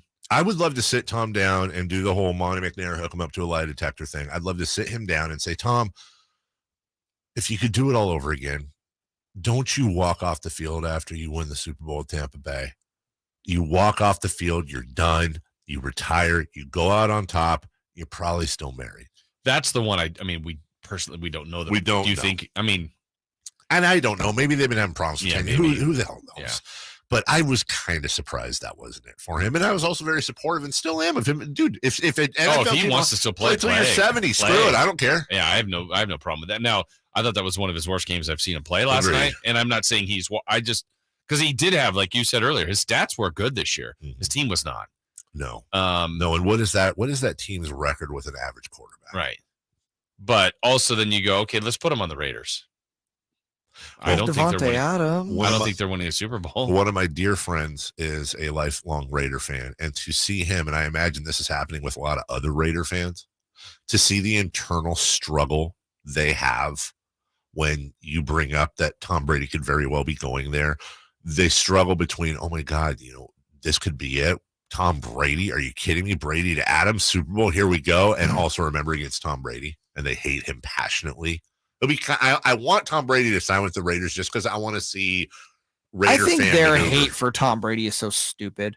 They should be hating the officials and the. I agree with you. Not Tom Brady. If Tom Brady signs with the Raiders, the very first thing he's going to do at the very first press conference, he's going to sit down. He's going to say, I just want to clear everything up. I absolutely fumbled. Now let's move on. As he tucks in his shirt. Yes. Number 2. Question 2. All right. Of the NFL playoff teams that lost this weekend, which should make a significant move to their team the most? Okay. Well, long and hard on this one.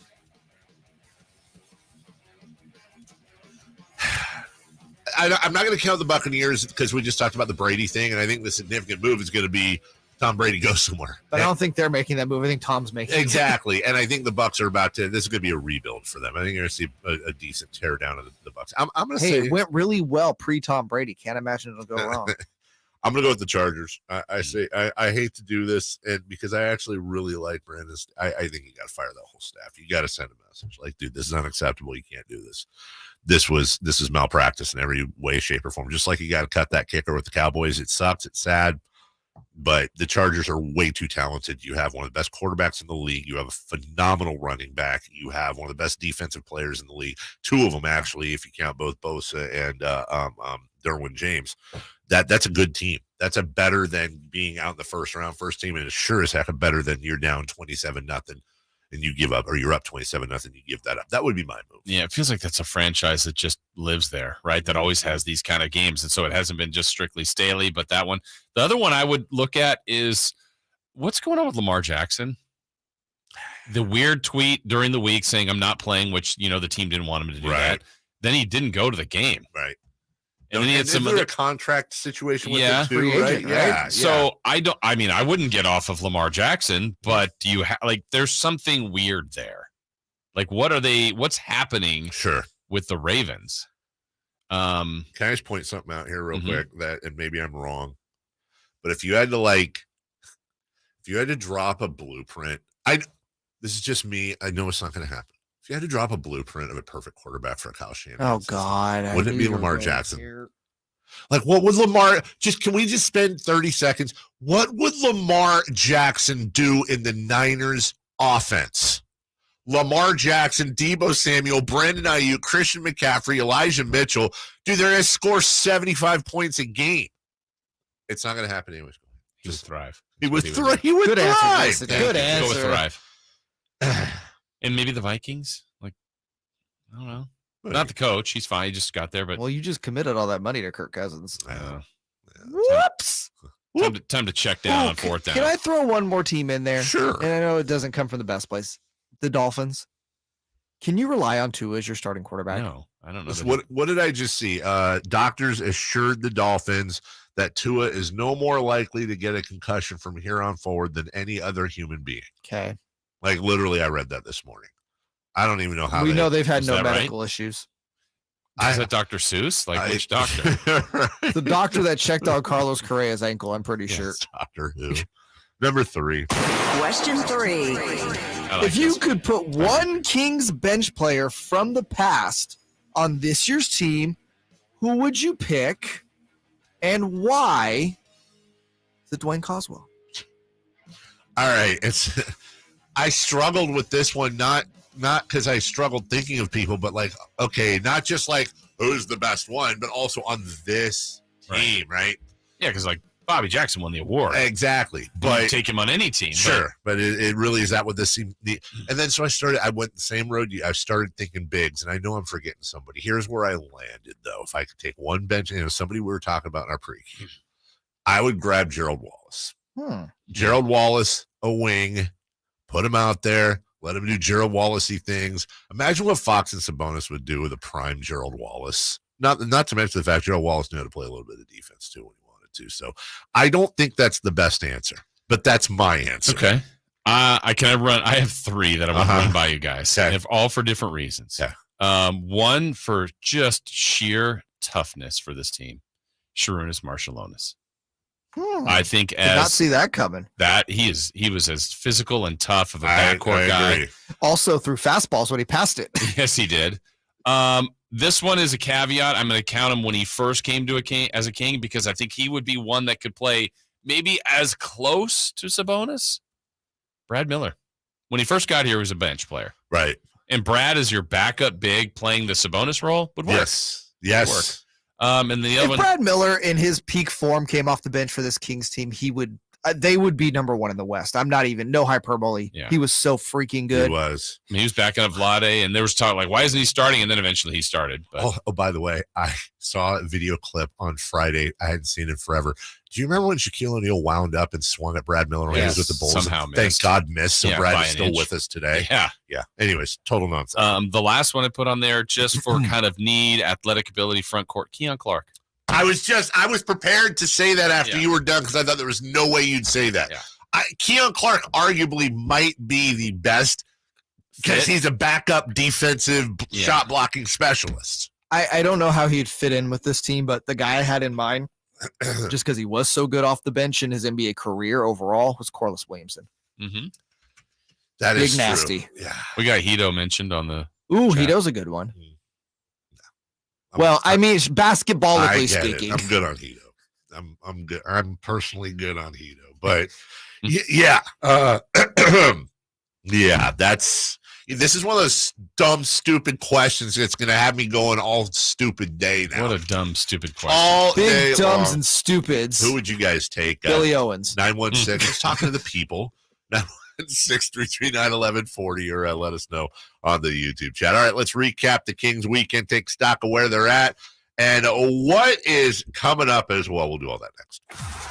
Join the Sacramento Kings on Thursday, January 26th for the Kingpin Classic Charity Bowling Tournament presented by Rayleigh's. Bowl and mingle with your favorite players, coaches, Kings dancers, the 916 crew, and Slams It, all while supporting the Sacramento Kings Foundation. Learn more at kings.com/bowling. Hey, it's Carmichael Dave. You've heard me talk with my friend Shelby about real estate for a long, long time. You know what? Shelby's main goal? He just wants to help you save money no matter how. So what is Shelby doing right now with the real estate market all over the place? He's pivoting. Solarwithshelby.com. And you might be saying like, oh God, solar. No, listen, Shelby's got it dialed in, especially if you're a PG&E customer. He can save you 30 to 50% off your bill, 30% federal tax credit, dollar for dollar. It comes back in cash. Protect yourself from inflation. These numbers could be going up and up and up. 100% financing. Yeah, they've got it. Nothing down, 30% tax credit, 25-year guarantee. What more do you need? Go to solarwithshelby.com. That's what you need. You need solar. Solarwithshelby.com. Save yourself some money today and tell them Carmichael Dave sent you. My friend and I are taking a trip to Mexico this year, but neither of us speak Spanish. So we downloaded Babbel and started learning Spanish fast. Want to start getting conversational in another language? In as little as 3 weeks, Babbel's quick 10-minute lessons were designed by language experts to be the most efficient and effective way to learn a new language. ¿Cómo te llamas? ¿Cómo te llamas? Babbel, language for life. Celebrating 10 million subscriptions sold. Now try Babbel for free at Babbel.com. That's Babbel.com. Meet Joe A, Hi. Joe B, Hello. and Joe C. What's up? 3 everyday Joes perfecting their banking with Chase. Joe A is locking his lost debit card with the Chase mobile app. Joe B is cruising toward his new ride with AutoSave. And Joe C's Chase banker is helping him budget to go back to school. Tools that help protect, support for what's next. One bank that puts you in control. Visit chase.com/checking. Chase, make more of what's yours. Chase mobile app is available for select mobile devices. Messaging and data rates may apply. JP Morgan Chase Bank, NA member FDIC. Northern California's #1 Honda dealer, Stockton Honda, is also Northern California's #1 Honda certified pre-owned vehicle dealer. Come see our amazing selection of quality pre-owned vehicles. We have something for everyone. Don't shop dealer to dealer trying to find the perfect used car. Stockton Honda has the selection, financing, and savings you want. Plus, get top dollar for your trade. Anytime, anywhere, it's all here. Stocktonhonda.com. Based on 2021 total new and Honda certified pre-owned vehicle car sales from American Honda Motor Company's own report. I'm Craig Ashton of the injury law firm of Ashton and Price. Whether you've been injured on a bicycle, as a pedestrian in a slip and fall, auto, Uber, Lyft, or big rig accident, you need Ashton and Price in your corner. When you call Ashton and Price, there's no chatbot telling you to hit 3 for accounting. You're greeted by a real live person who will immediately transfer you to an experienced attorney. The consultation's free, and there's never a fee until you win. Remember, for the best advice, don't think twice. Call Ashton and Price. This time check is brought to you by West Coast Men's Health Acoustic Wave Therapy. Sactown Sports Headlines. With your Sactown Sports headlines, I'm Jay Mars. The Kings had a pretty good weekend. Davion holds, the horn sounds, and this one is over, and the Kings have now won 4 straight against San Antonio. They improved their record to 6 over 500 at 24-18. San Antonio has now lost 5 straight and 8 of their last 9. The good news rolled in more for the Kings yesterday as Domantas Sabonis was named Western Conference Player of the Week for week number 13. Over that span, the Kings were 4-0, and Domas averaged 18.5 points, 14.3 rebounds, and 10.3 assists. The Kings are back in action tomorrow night against the Los Angeles Lakers in L.A. The 49ers advanced in the NFC playoffs. Final seconds tick off. 5, 4, 3, 2, 1. There's the gun, and the foghorn, and the 49ers win it 41-23. The 49ers will meet the Cowboys this coming weekend in the NFC divisional round. Those are your headlines. Back to the Carmichael Dave Show with Jason Ross. Waking you up with the best in local sports. They just make it interesting, you know? It's the Carmichael Dave Show with Jason Ross on Sactown Sports. Matthew Barrows in half an hour, followed by Sean Salisbury. Big weekend for the Kings. And by big, I mean they took care of business. Yes. I forget who it was. I'd give them credit. I just honestly Jakob forgot. Poeltl. It was like Jakob. By the way, San Antonio wants to give up Jakob Poeltl. I'd happily. Be a good 5 off the bench. Happily. There's an argument that Jakob Poeltl would be like top 5 legit off the bench backup bigs that would fit in perfectly with the Kings. He's so talented. Also, if you get a chance, non-Kings related, we're going to have to talk about this at some point. We're going to need to talk about the Rudy Gobert trade. We're going to need to talk about that trade, what Utah got back for Rudy Gobert. If you want to take a look at the numbers, Rudy Gobert's numbers and Walker Kessler's numbers are basically the same. Yeah. Kessler's got twice the blocks. Someone called Heisty. Dude, Walker Kessler is the truth. Well, and even just the actual play, the throwaways, right? Remember those were throwaways? Uh-huh. The prize was all the draft picks. Yes. They got decent players back. They absolutely did. And Utah's got players that they can move now, like the Conleys of the world, that they can move for something. Clarkson. God, they're in such a good position. Not as good a position as the Sacramento Kings are, though. And the Kings did, Jason, I think, what we wanted them to do. They took care of business. Yeah, I felt like all week. So the 4-0 week was Orlando, Houston, San Antonio. They all were kind of eerily similar. It's like, man, halftime, like, okay. And then boom, like both Houston games were the same, and even the San Antonio game just kicked it into gear in the second half, which is great, which is what you want to do, but it just took them a little bit of time to get going. That's what and I forgot. That's what I was going to say. I don't know who said this. I'd give them credit, but somebody said this. The Sacramento Kings they put it something like this. The Sacramento Kings probably shouldn't have a air quotes button, but the Sacramento Kings definitely have a button. Right. What they meant by that is kind of what you just said. This week they did what really, really good teams tend to do with really, really bad teams. They play around with them for a little bit, let them kind of hang out for the first half, maybe in the first 3 quarters like they did with Houston. And then fourth quarter, just boom, see you later, put it on the gas. And I think as Kings fans, I think most of us don't think they're ready for that yet. Like, please don't do that. It's going to bite you in the butt. But this week it didn't. Yeah, and you don't always get a 20-point first half lead, but it just took them a while to play their better basketball in those games. And, it even featured some weird play, like the Houston game. What was going on with Garrison Matthews? What was that all about? And that whole Monk and Metu and the ejections. I was like, really? That's what we're doing here? Garrison Matthews is a tiny beam.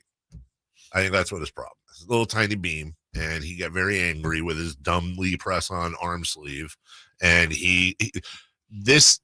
what really honestly happened here, Jason, is the referees had a big order in and out before game 1, and they were really sleepy and off, and they let those teams, I like it when you let them play. They really let them play to the point where I was surprised there wasn't a fight in the first game. That carried over. Right. Remember, it was Garrison Matthews that had that hard foul on Keegan Murray. Correct. There was a lot of chirping going on in that game, and the refs weren't checking it. This is, I know you're not the hugest fan of those back-to-back team games. Right. One offshoot of that, whether you like it or not, is these things are going to happen more often than not. Because it's fresh. I mean, if that's 2 months later, you probably forgot about it. You're not emotionally tied into it. Now you're emotionally tied into it. I don't have any numbers to back this up, but I guarantee you it's correct. That's why dollar for dollar percentage-wise, there's more dust-ups in the playoffs by far than there are in the regular season. Obviously, pressure's up, and there's intensity, everything. Right. There's other reasons too, but you're also seeing the same team for a week plus. Yeah. You get tired of them. And Garrison Matthews, I'm going to say something that I think most people are not going to like.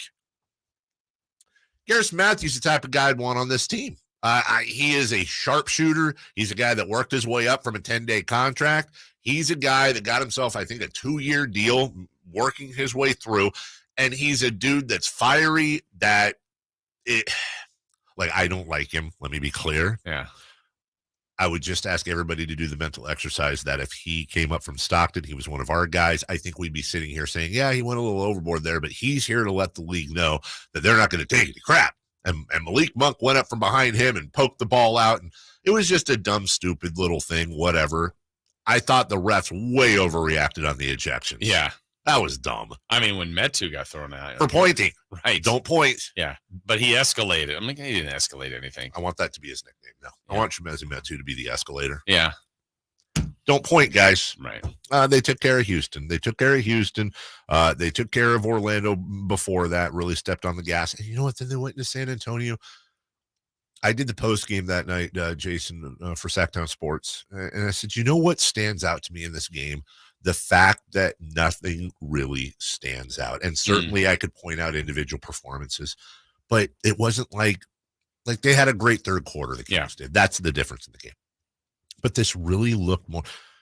Fox had 23. Yeah, Barnes had 29. Cool. Oh, Monk Barnes has been in a great run now. He's been in the best groove he's been in a while. Hey, Malik Monk was 1 of 4. He had 2 points. Oh, look, there's Davion Mitchell, who's 7 of 8, including 4 of 5. What stood out to me is the fact that okay, this guy comes back, push this guy in. Oh, Kevin Herter's still a little sick. He's 4 of 11. Oh, don't worry about that. Here comes Harrison Barnes, 8 of 11. Like, somebody seems to step up every night, and they just went into Greg Popovich's San Antonio, and they just dismantled him and ended up winning what seemed like kind of a close game for it. Ended up winning by 13. Yeah. Let's move on. Well, and what a difference, too, just these games that they did lock in on and go 4-0. So the Kings, who play the Lakers tomorrow, when they lost to the Lakers last time, the Lakers were just 2 games back of the Kings. Right.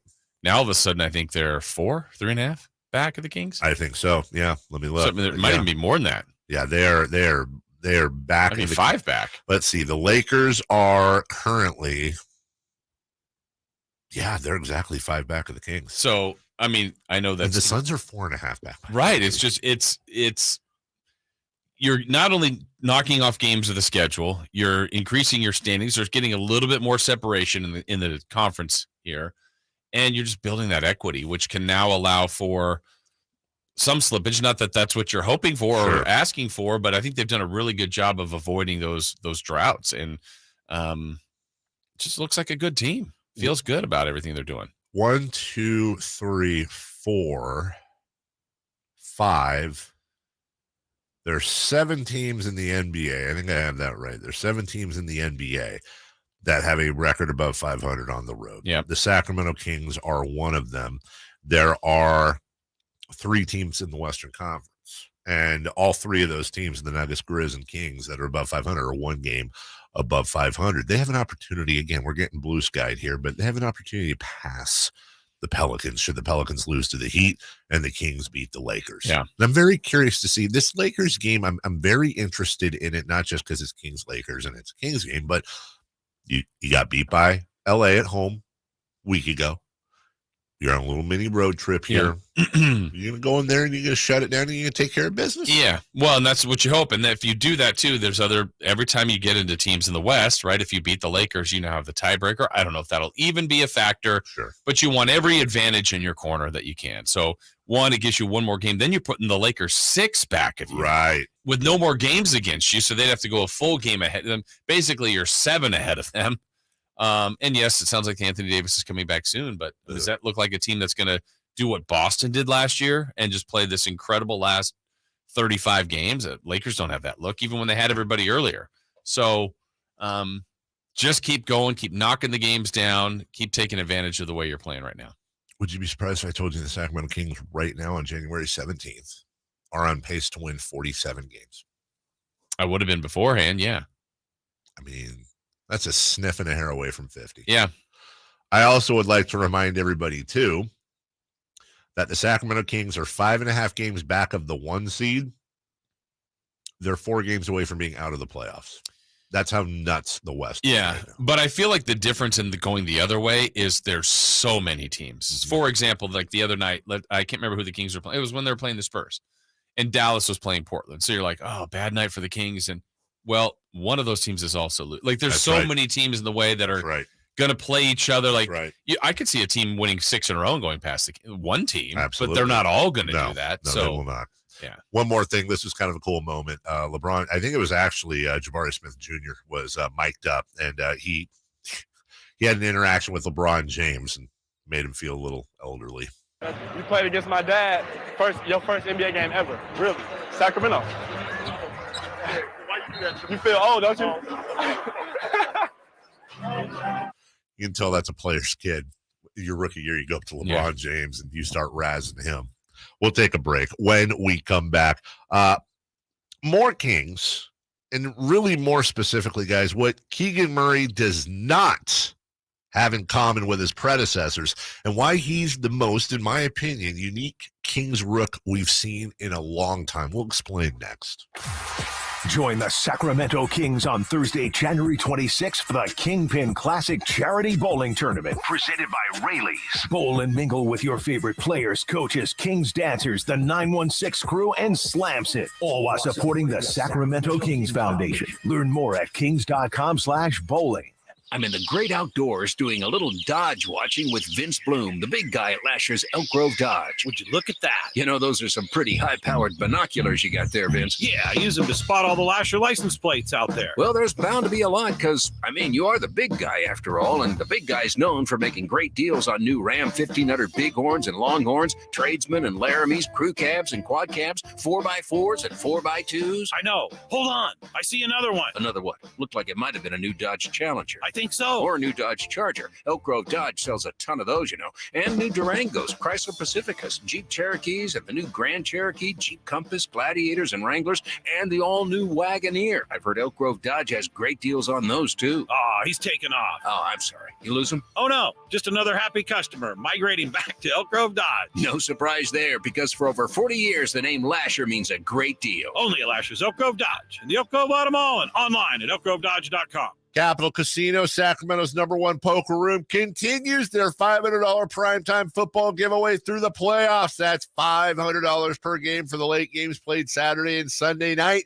Still located conveniently downtown in a friendly environment for the best food, best service, and best actions. It's Capital Casino, open 24/7. And please, as always, remember to gamble responsibly.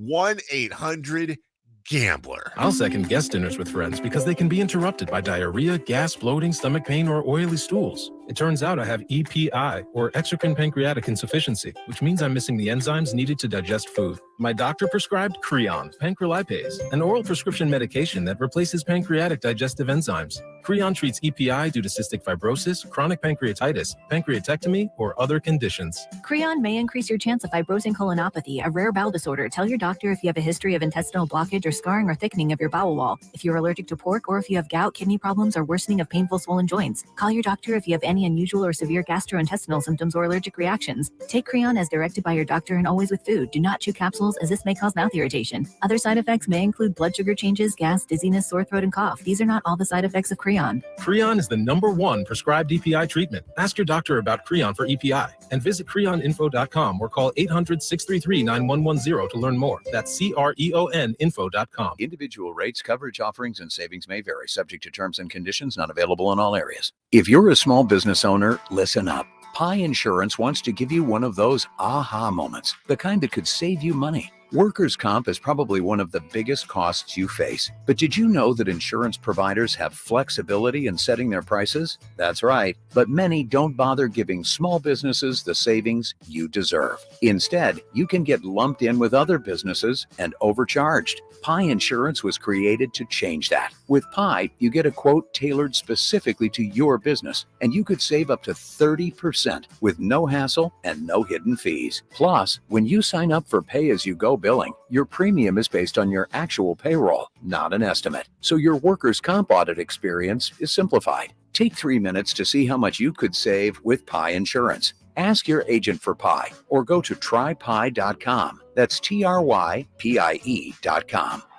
Folks, there's been some fumbles on the way to the big game, but he's been getting some help to get it done tonight. Here's the throw.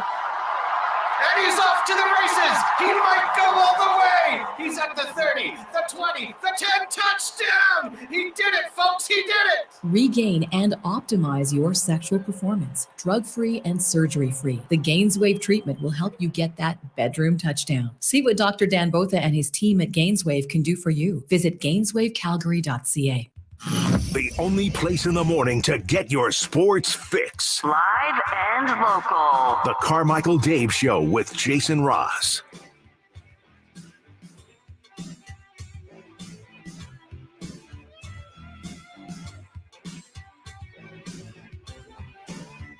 I found myself Saturday doing what many of us do on a Saturday night. I found myself spending a lot of time thinking about Keegan Murray. Sure. Yet I did. But in sort of looking down at the whole field sort of way. You know, Keegan, if he's had any criticisms this year, other than, being a little inconsistent, sometimes had a couple slumps, could rebound more. Whatever. I'm not trying to do a thing on criticizing. But Keegan has really just kind of picked and chosen his spots. It's a lot more than just standing in the corner and knocking down threes, but a lot of it has been standing and getting the ball as the fourth at best, maybe fifth option. Mm-hmm. And I wanted to take a moment in the middle of all of this winning and think about how cool it is for Kings fans to look at this. Think about, name them, Tyreek Evans and the late great Paul Westfall's 1-4 flats, the 25-5 campaign, right. the banners everywhere. DeMarcus Cousins then getting the keys to the castle and coming in and just running the show. And, you know, obviously the guys that didn't work, whether it's a Bagley or a Thomas Robinson or a Jimmer Fredette, hell, even De'Aaron Fox coming in here. And all these rookies, many of which were high lottery picks, get drafted to basketball hell. Mm-hmm.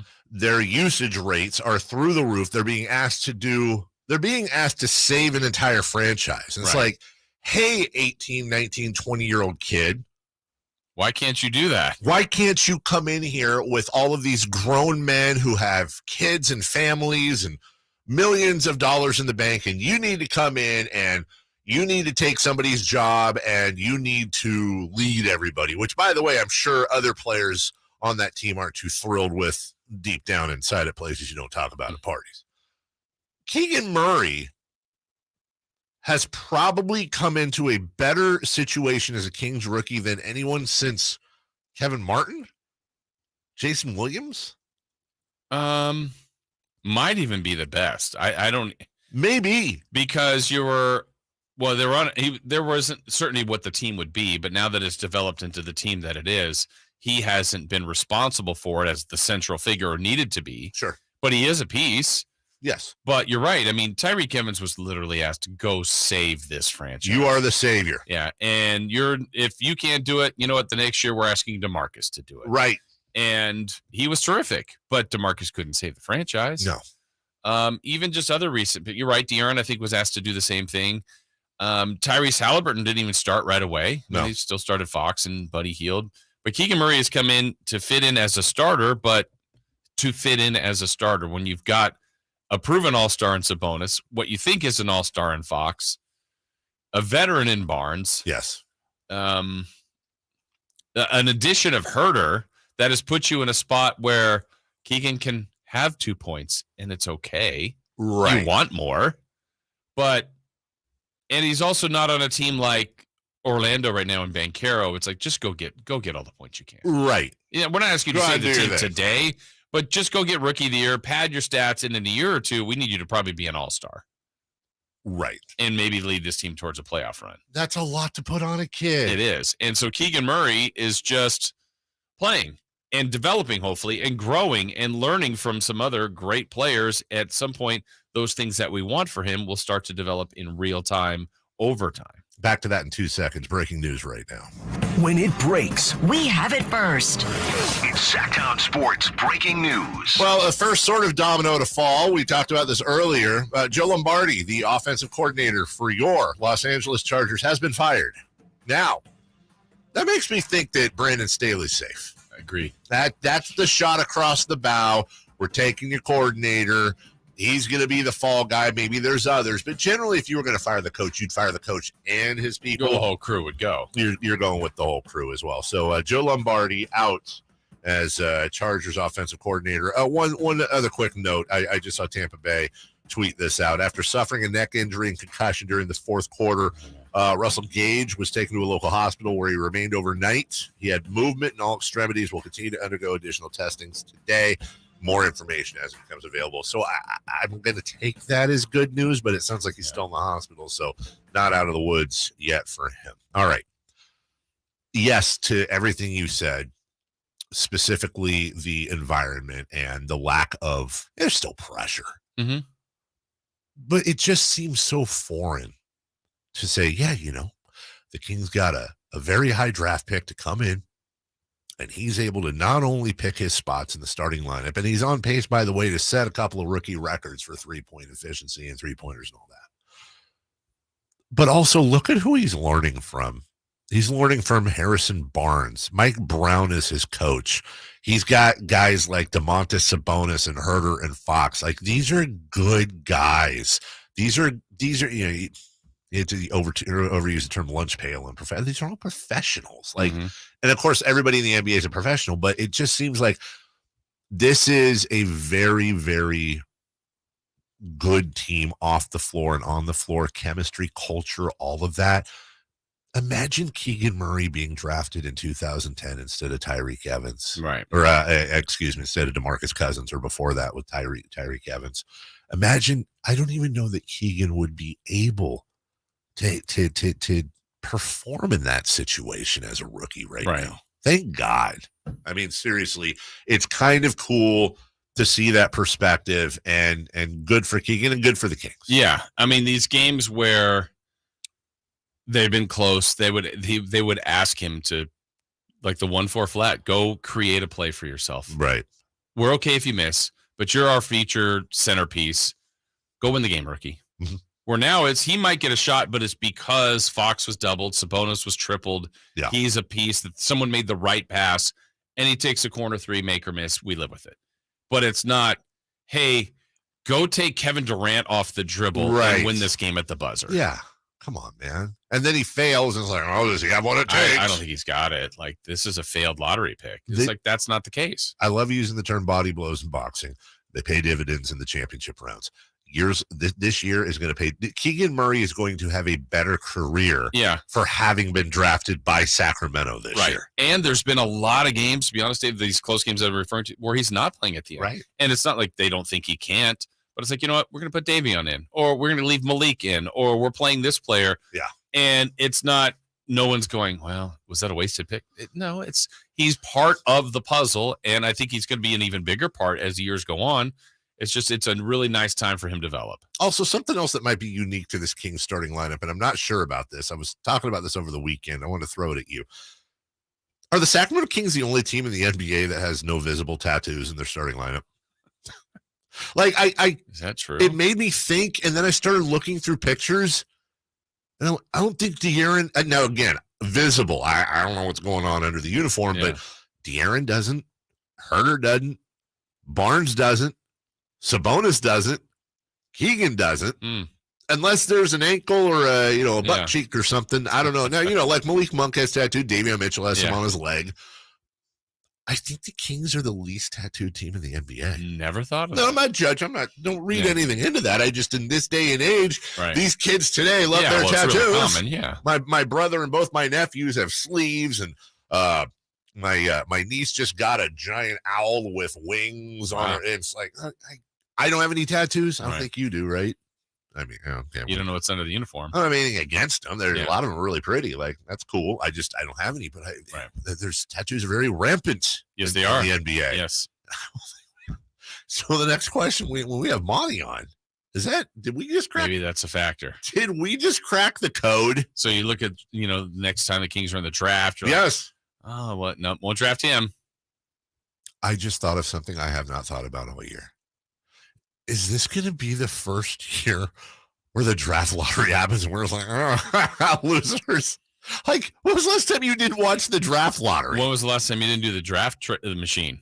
I usually do it 10 times by now. Easily 10 times by now. I've been to Tankathon a few times only. Aren't you the founding father? I am one of them, because they have the really good strength of schedule remaining. Okay. And I have not done a mock draft nor a mock lottery yet. I can't imagine. Just for old time's sake? I can't imagine what it's gonna be like when and if the Kings make the playoffs. Yeah. And all right, let's take a look before we go to break. The site's like, are you sure? Yeah. You haven't been here in a long time. Let's simulate the lottery. And for the first time this year, ladies and gentlemen, the Sacramento Kings are picking 22nd, and they select Rayon Rupert, shooting guard, New Zealand Breakers. Jason, he's 18 and a half years old, 15 points, 5 boards, one a little over an assist a game, 6'6", $192. You gave me all the details. Does he have any tattoos? Does Rayon? We got to check that now. I don't see it. I see points for free throw percentage and 3-point percentage. I don't see anything for tattoos. Okay. Could be a future King. Could be. Certified bucket, as Earl says. Other than Wembanyama and Scoot Henderson, I don't really know anybody in this draft. Oh, I know Amen Thompson because I love that name. Amen Thompson. So, Amen. That's what a great name. We'll take a break. When we come back, let's look back on the Niners weekend and ahead to this weekend's Cowboys matchup with Matt Barrows of the Athletic Nerds. The only place you'll find De'Aaron Fox is Sactown Sports. Spins away from the defender in the paint. Soft floater. That's a great play by De'Aaron Fox. Hey, Sacramento. It's De'Aaron Fox, and you're listening to the home of the Sacramento Kings, Sactown Sports. Your local sports leader. For your everyday vehicle. Right now, you can get 5 quarts with an STP oil filter for only $26.99. Do the complete job for the right price. Get the parts you need when you need them at AutoZone or AutoZone.com. Get in the zone, AutoZone. Restrictions apply. Sacramento weather is brought to you by Quick Quack Car Wash. I'm Tamara Berg in the KCRA 3 Weather Center. It is Tuesday, and guess what? We've got a dry day today. After a cool start to the morning with some patchy fog, expect to see mainly sunny skies and afternoon highs in the mid-50s. Get the latest forecast on the KCRA 3 News and the KCRA 3 app. My daughter is in middle school, which means my car has to put up with soccer kids kicking the door shut with muddy shoes. So you can expect my car to look a mess. But I defy expectations. Thanks to Quick Quack, I don't have to look like middle schoolers are running this show. Head to Quick Quack for a shine that lets you defy expectations. American Energy wants to make sure you and your family are safe this winter with a $49 furnace tune-up. Plus, if you're ready for a new one, get half off with American Energy's 50% off furnace special. With 0% financing and payment plan options available, there's no reason to keep putting off making your home safe, warm, and comfy for you and your family this holiday. Call American Energy today at 916-520-9990 or visit AmericanEnergyAir.com. American Energy, making the uncomfortable comfortable. 50% off furnace when you purchase a whole home HVAC system. Limited time only. Cannot be combined with other offers or specials. Buying a new Acura is an easy decision, and Acura of Stockton makes buying easy. Come and see us today or shop online. If we don't have it, you can pre-select your favorite Acura and pick it up when it arrives. No contracts or deposits required. It's that easy. Plus, we'll pay top dollar for your trade whether you buy from us or not. Don't settle for less than the quality of a new Acura from Acura of Stockton. Shop in person or online at AcuraofStockton.com. We all know the pain of being stuck in the past. But with Roseville Electric, you can get current. Roseville Electric provides you with clean, reliable electric solutions for your home or business. Whether you're looking to go electric, reduce your carbon footprint, or simply save on your monthly energy bill, Roseville Electric has a solution for you. For more info, visit getcurrentroseville.com today. At Ashton & Price, over the last 25 years, we've won just about every injury case you can think of. Slip and fall, falling merchandise, fell through rotted decking, we won those. Dangerous stairs, falls into holes, dog bites, won them. Injured while pedestrian or on a bicycle, auto, motorcycle, big rig, company vehicle, Uber, or Lyft accident, we've won them all. And the best news is there's no fee until you win. So no matter how you got injured, remember, for the best advice, don't think twice. Call Ashton & Price. At Folsom Lake Honda, in addition to great prices on new Hondas, we stock the best selection of quality pre-owned vehicles, and each one of those vehicles is priced to sell now. With new cars in high demand, Folsom Lake Honda has a great selection of quality one-owner trades with low miles, and each is priced to sell now. Every used vehicle on the lot comes with a Carfax vehicle history report and has passed a safety inspection. Shop our entire selection at FolsomLakeHonda.com. Folsom Lake Honda. One-stop Honda shop. Life is uncertain. It's okay to feel stressed, anxious, worried, or frustrated. It's normal. With CalHope's free and secure mental health resources, it's easy to get the help you and your loved ones need when you need it the most. Call our warm line at 833-317-4673 or live chat at calhope.org today. Time to check out Coastside Medical Clinic, who's dedicated to providing breakthrough remedies for men. KHTK AM HD1 Sacramento, KYMX HD2 Sacramento. From the Power Business Technology Toshiba Studios, your local sports leader in the 916. This is Sactown Sports. Sactown Sports. Headlines. With your Sactown Sports headlines, I'm Jay Mars. It was a good weekend for the Kings on the court. Davion holds, the horn sounds, and this one is over, and the Kings have now won 4 straight against San Antonio. They improved their record to 6 over 500 at 24-18. San Antonio has now lost 5 straight and 8 of their last 9. The good news continued to pour in for the Kings as Domantas Sabonis was named Western Conference Player of the Week for Week 13. During that time, the Kings went 4-0, and Domas averaged 18.5 points, 14.3 rebounds, and 10.3 assists. Kings are back in action tomorrow in LA against the Lakers. Game night begins at 6 o'clock right here on Sactown Sports. The 49ers advanced in the NFC playoffs. Final seconds tick off. 5, 4, 3, 2, 1. There's the gun, and the foghorn, and the 49ers win it 41-23. 49ers will now take on the Cowboys in the NFC divisional round. Those are your headlines. Time to start the third and final hour of the Carmichael Dave Show with Jason Ross right here on Sactown Sports.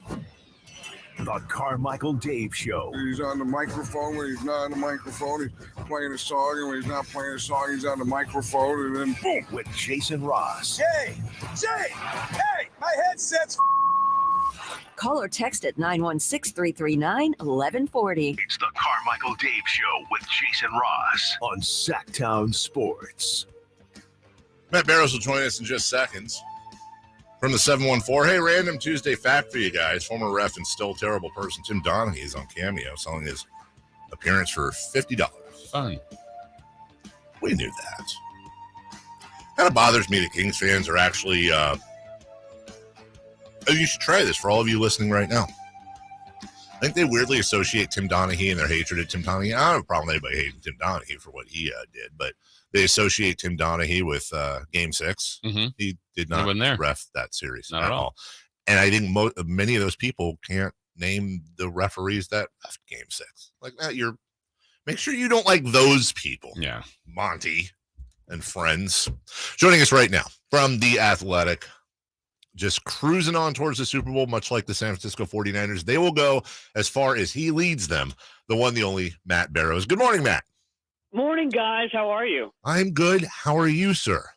I'm doing very well. Thank you. Okay, well, now that we got that out of the way, the 49ers are also doing quite well. And, Matt, we were listening to Pete Carroll on our sister station up in Seattle, and he was basically saying if it's not Bosa, it's Armstead. If it's not Armstead, it's Warner. If it's not this, it's not that.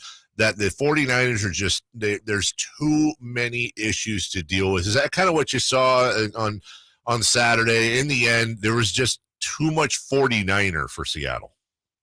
Yeah, for sure. And those were all defensive players that he's naming. But I thought it was really the offense that won them that game because they came out in the third quarter and they started to pour it on from there. And in doing so, it sort of forced the Seahawks out of their game plan, which was to run the ball, and was something that they were doing very well to begin with. I think there were 20 runs in the first half by Seattle. There are only 5 in the second half. So they became one-dimensional, and when an offense is one-dimensional, that's when the 49ers defense really sort of takes hold. I mean, go back to the Raiders game, a game where the 49ers defense struggled. The Raiders, never really abandoned their running game. They had a running game. They had the deep passing game to Devontae Adams. They had intermediate passing game to Darren Waller. They were complete throughout that game, and that's really a rarity this season. Usually an offense has to go one way or the other against the 49ers, and like I said, that's when they're at their best. Talking with Matt Barrows here from The Athletic. All guests come to you from the Folsom Lake Honda Hotline. Folsom Lake Honda, your one-stop Honda shop. So, Matt, offensively, you talked about them in the second half much better. What did you see from Brock Purdy early versus later? Because it sure seemed like he got a lot better as the game went along. Yeah, I mean, I think it was maybe some playoff jitters, but the rain early on, I mean, that was a big storyline going into the game, and it was mostly a non-factor. But early on, it was raining, and he said that first pass, which everybody I think probably gasped when it was so far away from Deebo Samuel.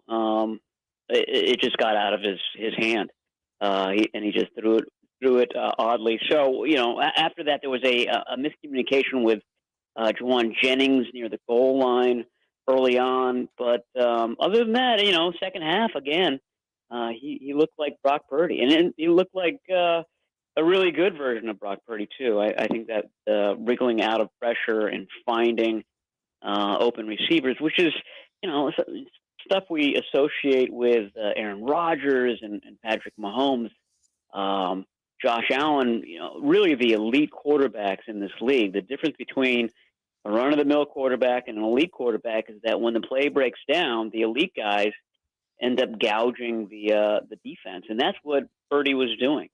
That's what seems to separate him from some other players out there. The numbers that he has, as we talked to Matt Barrows, rating, for example, just continue to grow and dominate. And it's, Matt, has it moved past the point for you, or maybe it already did a long time ago, where it's, oh, wow, Brock Purdy, what a great story, to, all right, it's not just he's not Trent Dilfering this team to wins. Mm-hmm. He's actually leading them, no offense to Trent, but leading them to wins with his amazing play. Yeah, for sure. I mean, that was the case. I mean, some of these were, like I said, most other quarterbacks out there, you're settling for 3 points on at least two of those drives, and Purdy was delivering you touchdowns, and easy touchdowns too. It turned out to be easy touchdowns because the play was kept alive for so long that inevitably somebody, Christian McCaffrey early on, and then Elijah Mitchell in the fourth quarter just sort of poke free. So yeah, absolutely. I mean, it's hard to overstate it. I mean, I just going over all the quarterbacks who are left in the playoffs, and the vast majority of them are not only first rounders but top 10 picks. And here you have the one guy who stands out was the last pick in the draft.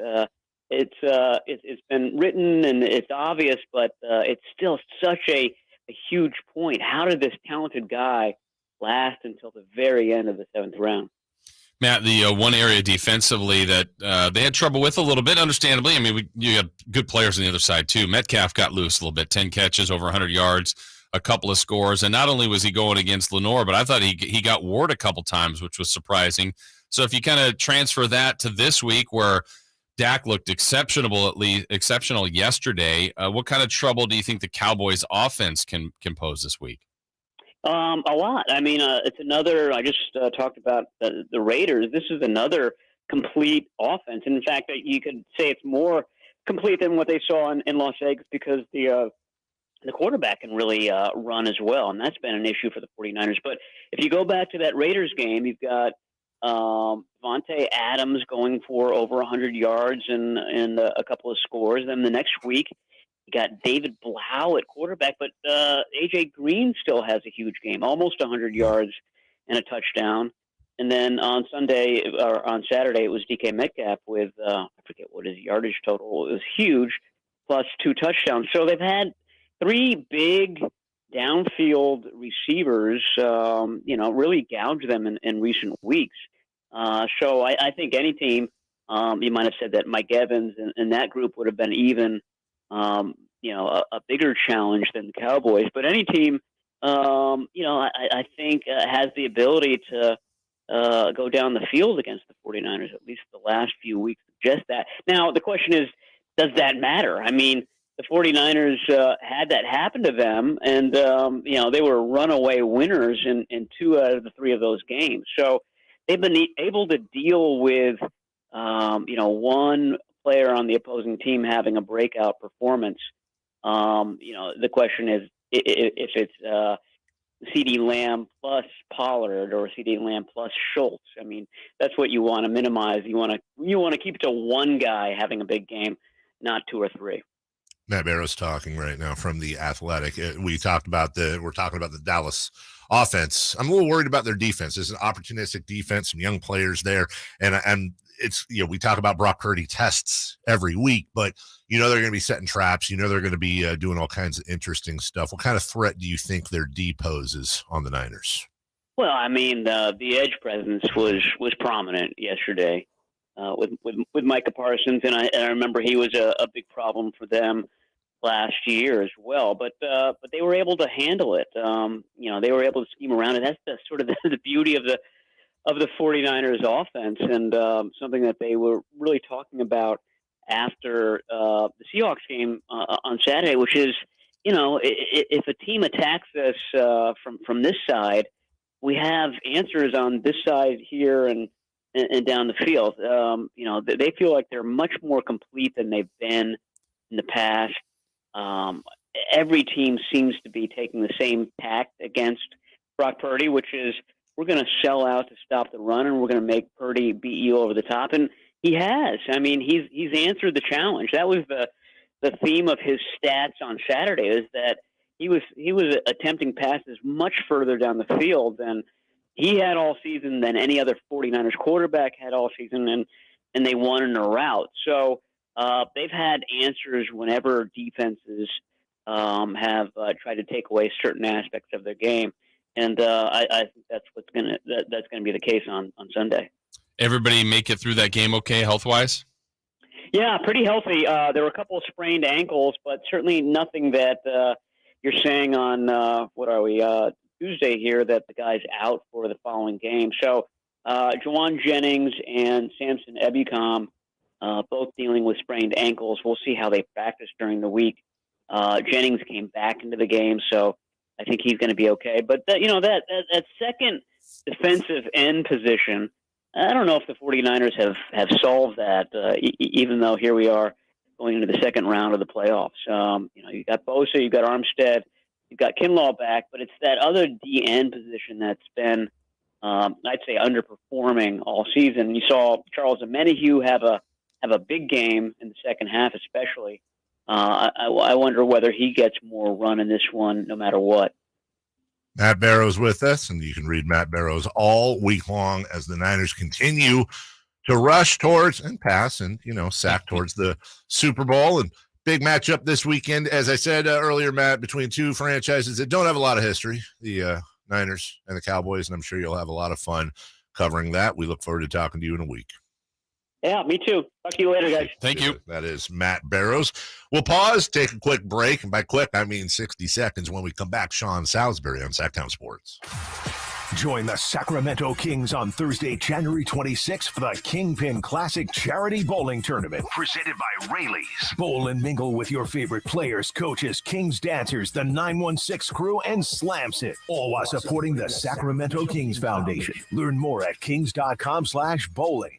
Hey guys, if you have Peyronie's disease, West Coast Men's Health can help. Acoustic wave therapy can dissolve the knot that's causing the problem. No pill or cream will ever do that. And right now, we're offering a free treatment just for coming in. If you suffer from Peyronie's or ED, call West Coast Men's Health today. With clinics in Sacramento and San Mateo, call 916-829-8273. That's 916-829-8273. Online at westcoastmenshealth.com. Servicing your vehicle has never been so easy. At Northern California's #1 Honda dealer, Stockton Honda. Schedule your next service appointment anytime, anywhere at StocktonHonda.com. It only takes a minute to schedule, and our award-winning service team will have you back on the road in no time. Oil changes, tires, parts, and more. Anytime, anywhere, it's all here.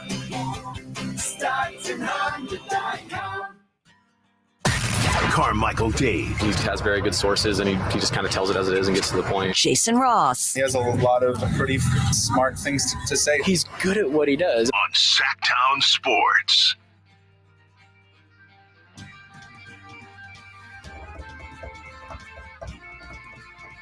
Faith No More bringing it back. Sactown Sports. Sean Salisbury joining us in just a second. It is definitely one of those years that feels really, really good for Niner fans. But that can all end in days. Oh, absolutely. This is the playoffs, man. Yep. This is a playoffs. This is the NFL, which stands for not for long when you get complacent. Who's the coach who said that? Was it Levy? No, it wasn't Levy. Was it Stram? Yeah. It might have been Glanville. I think it was Jerry Glanville. Joining us right now, fresh off his radio show in Houston, the one, the only former NFL quarterback, current all-around stud. I'll just say it. The one, the only Sean Salisbury. Good morning, friend. Good morning. Yeah, Jerry Glanville was not so long, and I'm getting horrible feedback in my ear. Uh-oh. All right, so he's getting all that echo. We just had Matt Barrows on. Or maybe he had the feedback too. I don't know. Are you still getting it, Sean? Hello. Yeah, Good. yeah. Good. All good. Okay. All good now. Yep. Sean, I want you and we'll probably ask this question every week as long as he's going, but the Brock Purdy story is beyond a Disney movie at this point. I'm trying to stay in the moment as a fan and realize how rare and amazing this is. But screw him being Mr. Irrelevant. Screw all that. I want to ask you, as a quarterback coach, as somebody who analyzes the game, what do you see in Brock Purdy? Well, I think it's a hell of a question. Let me make one point clear: that when we label these guys who draft people experts, first off, that position is the hardest position to evaluate, because we never know the intensity at each level, but also how they're going to be under duress until we see them under duress against grown men who do it for a living. It's different at every level, high school to college, and then having good players around you. We're trying to find reasons, people are, to diminish or shrink Brock Purdy's ability. I would not. And you guys know I've talked about Jimmy. I think Trey's talented, and I'm a Jimmy Garoppolo fan. This is Brock Purdy's job moving forward now and the next year. You got to take it away from him. Here's why, and judging the position. So we got to quit giving people who evaluate it. They miss. They miss on guys because he was drafted late. We all of a sudden throw the stigma on him that, well, he was drafted last, so he can't be that good a player. Well, some of those executives get fired too, because they miss on guys that they say, well, he is 5'11" or 6 foot, played at Iowa State, played good, yet he was a two-time, I think, a Big 12 quarterback, all that thing, as the first team all Big 12. So the guy can play. And fortunately, like I said before, I got a guy who trains him, who has told me all about him, and I followed pretty closely, but of what kind of character and what kind of toughness he has mentally. My number one trait when I'm training a quarterback, or when somebody wants to come to me and ask about a kid that they want to offer scholarship to or get evaluation, you got to have mental and emotional toughness, the ability to overcome good stuff quickly and bad stuff quickly, and that's him. All the other stuff, can he throw? Yeah, he could throw it. He's accurate. I don't think people realize how good his feet was until they see it in live game action, because he's extending plays. And he's making the simple throw, and at times making the very difficult throw. And he started slow last week and still came on and had a monster game. He gets over stuff quickly, and I mean good and bad. So I love his approach. And when I watch him, if you didn't tell me he was a rookie, and it's the first time I've seen him, I'd say, man, why haven't I heard about this guy who's been in the league for 6 years? That's how he plays. He plays. There are plenty of veterans in this league who make more mistakes than he does with the ball in their hand. But his toughness will see him through. And the great thing is he knows he's got great players around him. And I'm tired of people diminishing his performance because, well, look who he's got. Isn't that the object? Look at him. You want me to go through the Steelers when Bradshaw won them, when Montana won Super Bowls, when Troy Aikman won Super Bowls, when Elway won Super Bowls? That's the object, to have good players. And he's maximizing it. It's his job. It's not Trey Lance's. I don't care that he was a first-round pick, and I don't care that Jimmy's been there. This guy's got them playing better on offense. Sean, now conversely, a guy who's been through that battle, that test every week for year upon year upon year, and is one of the greatest, if not the greatest of all time, is Tom Brady. Last night, just didn't look the same. He was rushed. He was hurried. Didn't seem to trust routes himself. I don't know. That's one of the worst I've seen him play. Doesn't diminish anything he's done before that. But what did you see from him last night specifically?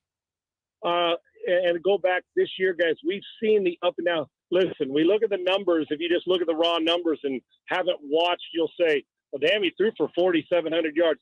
Last night was the most I felt, and I know uncomfortable is not the right word. It hit me, and I thought, Brady didn't throw it out of the end zone. He threw a pick in the end zone. Mm-hmm. I mean, here's the thing, guys, and go back and watch him this year. When he's missed, whether it's on the wrong page of a receiver, whether it's wrong route, not getting protection, whatever it is, we complimented him all forever. We also got to criticize since he's the quarterback in the playoffs. Tom's misses are no longer aim small, miss small. He's still a really good player, but when he misses, they're big, bouncing balls 4 feet in front of him. Last night's the first time in his career I thought, man, this is a hard watch in January. I don't see this from him. Do I think he could go to the Raiders or Dolphins and throw for 4,800 yards and 35 touchdowns next year? I do, but it looked a little bit like frustration, father time, and a very inconsistent poor that did not deserve to be in the playoffs. If you're going by who was better than them, they just fortunately had a bad division. Brady looked last night like, okay, is it time for a coat and tie? Yet the guy still threw for 4,700 yards, and he'll grind. So last night was not. We can't blame it on Tom. Was a part of the reason why they didn't win, among other things. But we don't normally say that about him. But this has been their team all year. 1 week good, 2 weeks bad. 1 week good, 2 weeks bad. And he's the one usually pulling them out of it. He's not good enough anymore, and he's the best of all time. I love him. He's not good enough anymore to do what the Burrows and Allens do of carrying a team to 13 or 14 wins by himself. He needs better personnel, and they have good personnel. But when you can't block for them, good things don't happen. Last night was a tough watch, and it's one of the toughest I've seen in a long time for him. Gut feeling, has Tom Brady played his last game? I don't think so. I would have thought he did. I think that he's going to, whether it's Miami or the Raiders, I think he's going to go. Now, at the beginning of this year, I said this after he came out of retirement. Of course, this is his last year. But damn, when you look at it, does he want to go out like this? Or does he say, I've done it enough, I'm going to go broadcast? I'm going to do what they'd probably do, reserve judgment after he takes a few weeks off. But it sounded like he was saying goodbye to Tampa. It won't surprise me. I know it's not the answer any of us want to hear. It won't surprise me either way. This is the first year going into a season. I said unequivocally it's his last year, the very first year. And you know what? I'm not so sure I'm right on that. I'd say it's a 60-40 that he comes back for me. I haven't heard anything otherwise. Sean, what should the Ravens and or Lamar Jackson do about that pairing?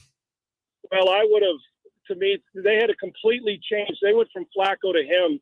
So think what Greg Roman and Harbaugh had to do. And it's such a good organization. They changed their offense to suit a guy who is supremely gifted and talented.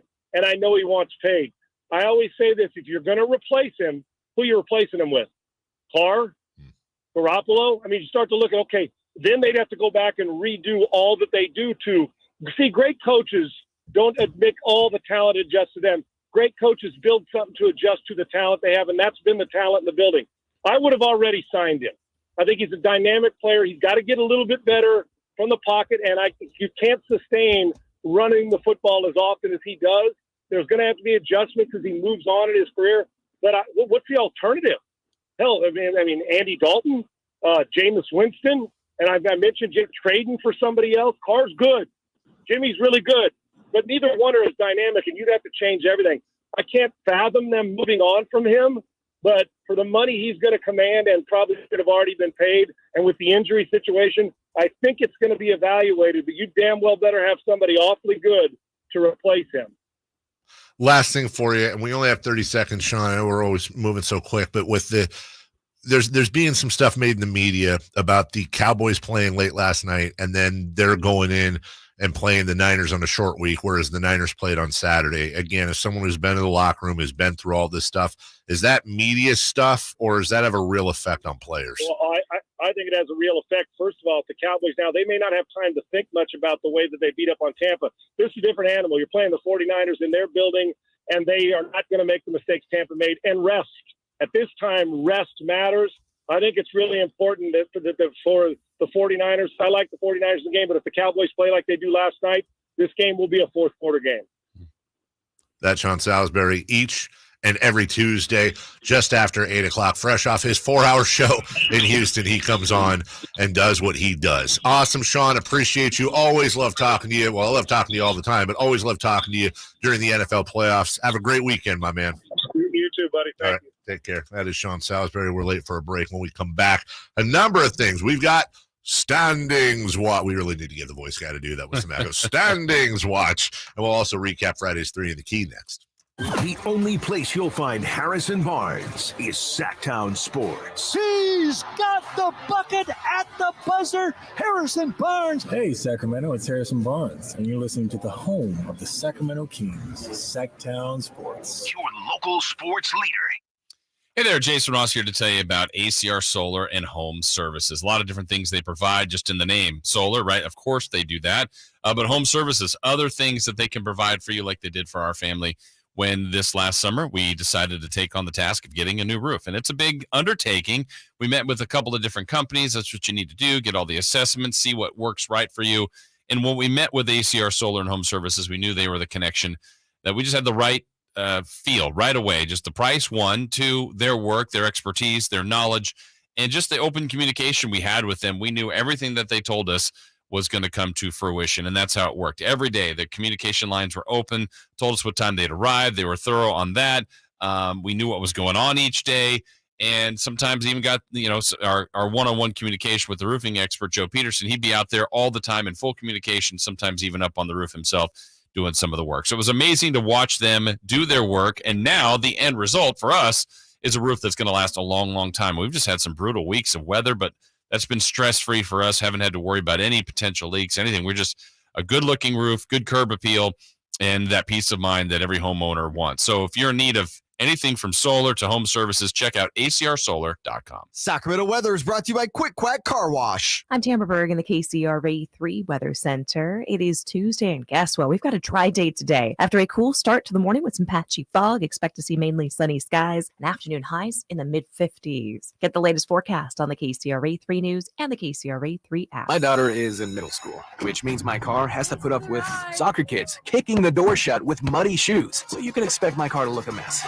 But I defy expectations. Thanks to Quick Quack, I don't have to look like middle schoolers are running this show. Head to Quick Quack for a shine that lets you defy expectations. It's hard to find a better selection of 4x4s in stock and ready to drive home today than you'll find at M&S Auto on El Camino right off the Cap City Freeway. New truck prices keep rising. M&S invites you to tour their selection of super clean 4x4s and trucks and save thousands. Tacomas, F-150s, Jeeps, Rams, Silverados. Great deals today on hundreds of 4x4s, SUVs, and muscle cars. First-time buyers are welcome. M&S Auto Sales, El Camino, just off the Cap City Freeway. MSAutogroup.com. You've heard the saying, penny wise, pound foolish, right? It means you do something that will save you a little bit right now, just pennies, but that ends up costing you pounds in the end. People put off tuning up their furnace because they don't want to take the time or spend the money to get it done. But it only takes 90 minutes and costs just $87, which is just pennies compared to the huge problems and expenses that can rack up if you don't get your furnace tuned up. You'll also save money on your energy bills, and your system will last longer. So don't be penny wise and pound foolish. Call Bell Brothers for a precision tune-up and professional cleaning today. Our number is 916-444-1234 or find us online at thenosurpriseguys.com. The No Surprise Guys, Bell Brothers. Folks, there's been some fumbles on the way to the big game, but he's been getting some help to get it done tonight. Here's the throw. And he's off to the races. He might go all the way. He's at the 30, the 20, the 10, touchdown. He did it, folks. He did it. Regain and optimize your sexual performance. Drug-free and surgery-free. The Gainswave treatment will help you get that bedroom touchdown. See what Dr. Dan Botha and his team at Gainswave can do for you. Visit gainswavecalgary.ca. Hey, it's Carmichael Dave. You've heard me talk with my friend Shelby about real estate for a long, long time. You know what Shelby's main goal? He just wants to help you save money no matter how. So what is Shelby doing right now with the real estate market all over the place? He's pivoting. Solarwithshelby.com. And you might be saying like, oh God, solar. No, listen, Shelby's got it dialed in, especially if you're a PG&E customer. He can save you 30 to 50% off your bill, 30% federal tax credit, dollar for dollar. It comes back in cash. Protect yourself from inflation. These numbers could be going up. and up and up. 100% financing? Yeah, they've got it. Nothing down, 30% tax credit, 25-year guarantee. What more do you need? Go to solarwithshelby.com. That's what you need. You need solar. Solarwithshelby.com. Save yourself some money today and tell them Carmichael Dave sent you. Time to check out Coastside Medical Clinic, who's dedicated to providing breakthrough remedies for men. Sactown Sports Headlines. With your Sactown Sports headlines, I'm Jay Mars. The Kings had a nice weekend. Davion holds, the horn sounds, and this one is over, and the Kings have now won 4 straight against San Antonio. They improved their record to 6 over 500 at 24-18. San Antonio has now lost 5 straight and 8 of their last 9. More good news came in for the Kings as Domantas Sabonis was named Western Conference Player of the Week for Week 13. Over that span, the Kings were 4-0, and Domas averaged 18.5 points, 14.3 rebounds, and 10.3 assists. The Kings are back in action tomorrow night in L.A. against the Lakers. The San Francisco 49ers advance to the NFC divisional round. Final seconds tick off. 5, 4, 3, 2, 1. There's the gun, and the foghorn of the 49ers win it 41-23. The Niners will take on the Cowboys Sunday in the afternoon matchup in the NFC divisional round. Those are your headlines. Back to the Carmichael Dave Show with Jason Ross. They bleed black and purple. It's the Carmichael Dave Show with Jason Ross on your local sports leader, Sactown Sports.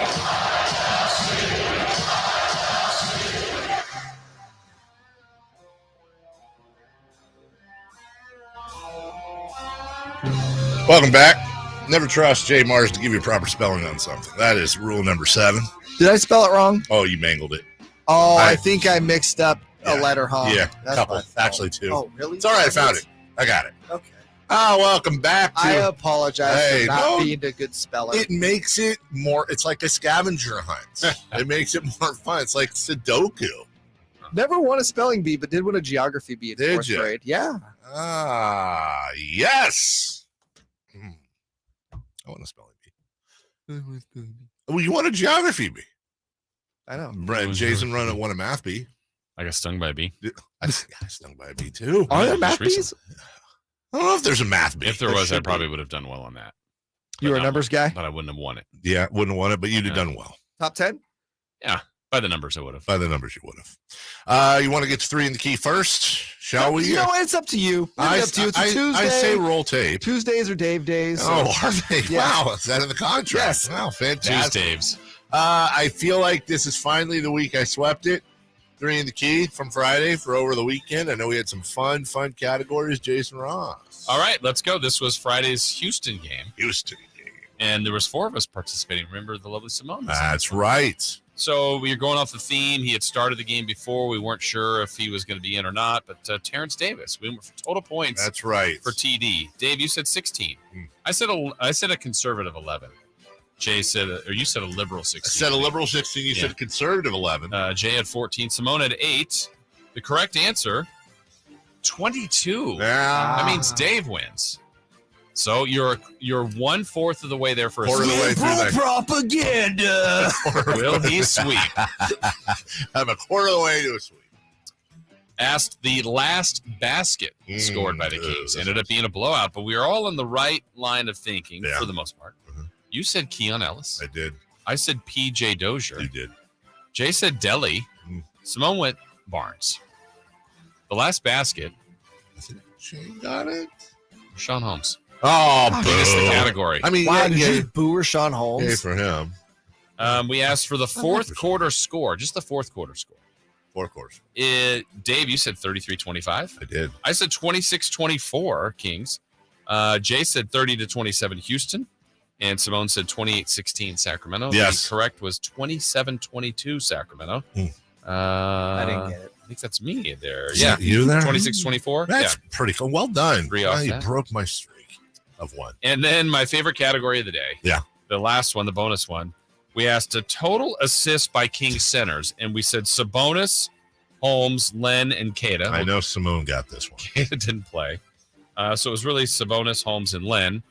Dave, you said 10. I said 11. Jay said 12. So we're all tight in there. And then Simone said 27. She did. She was really looking.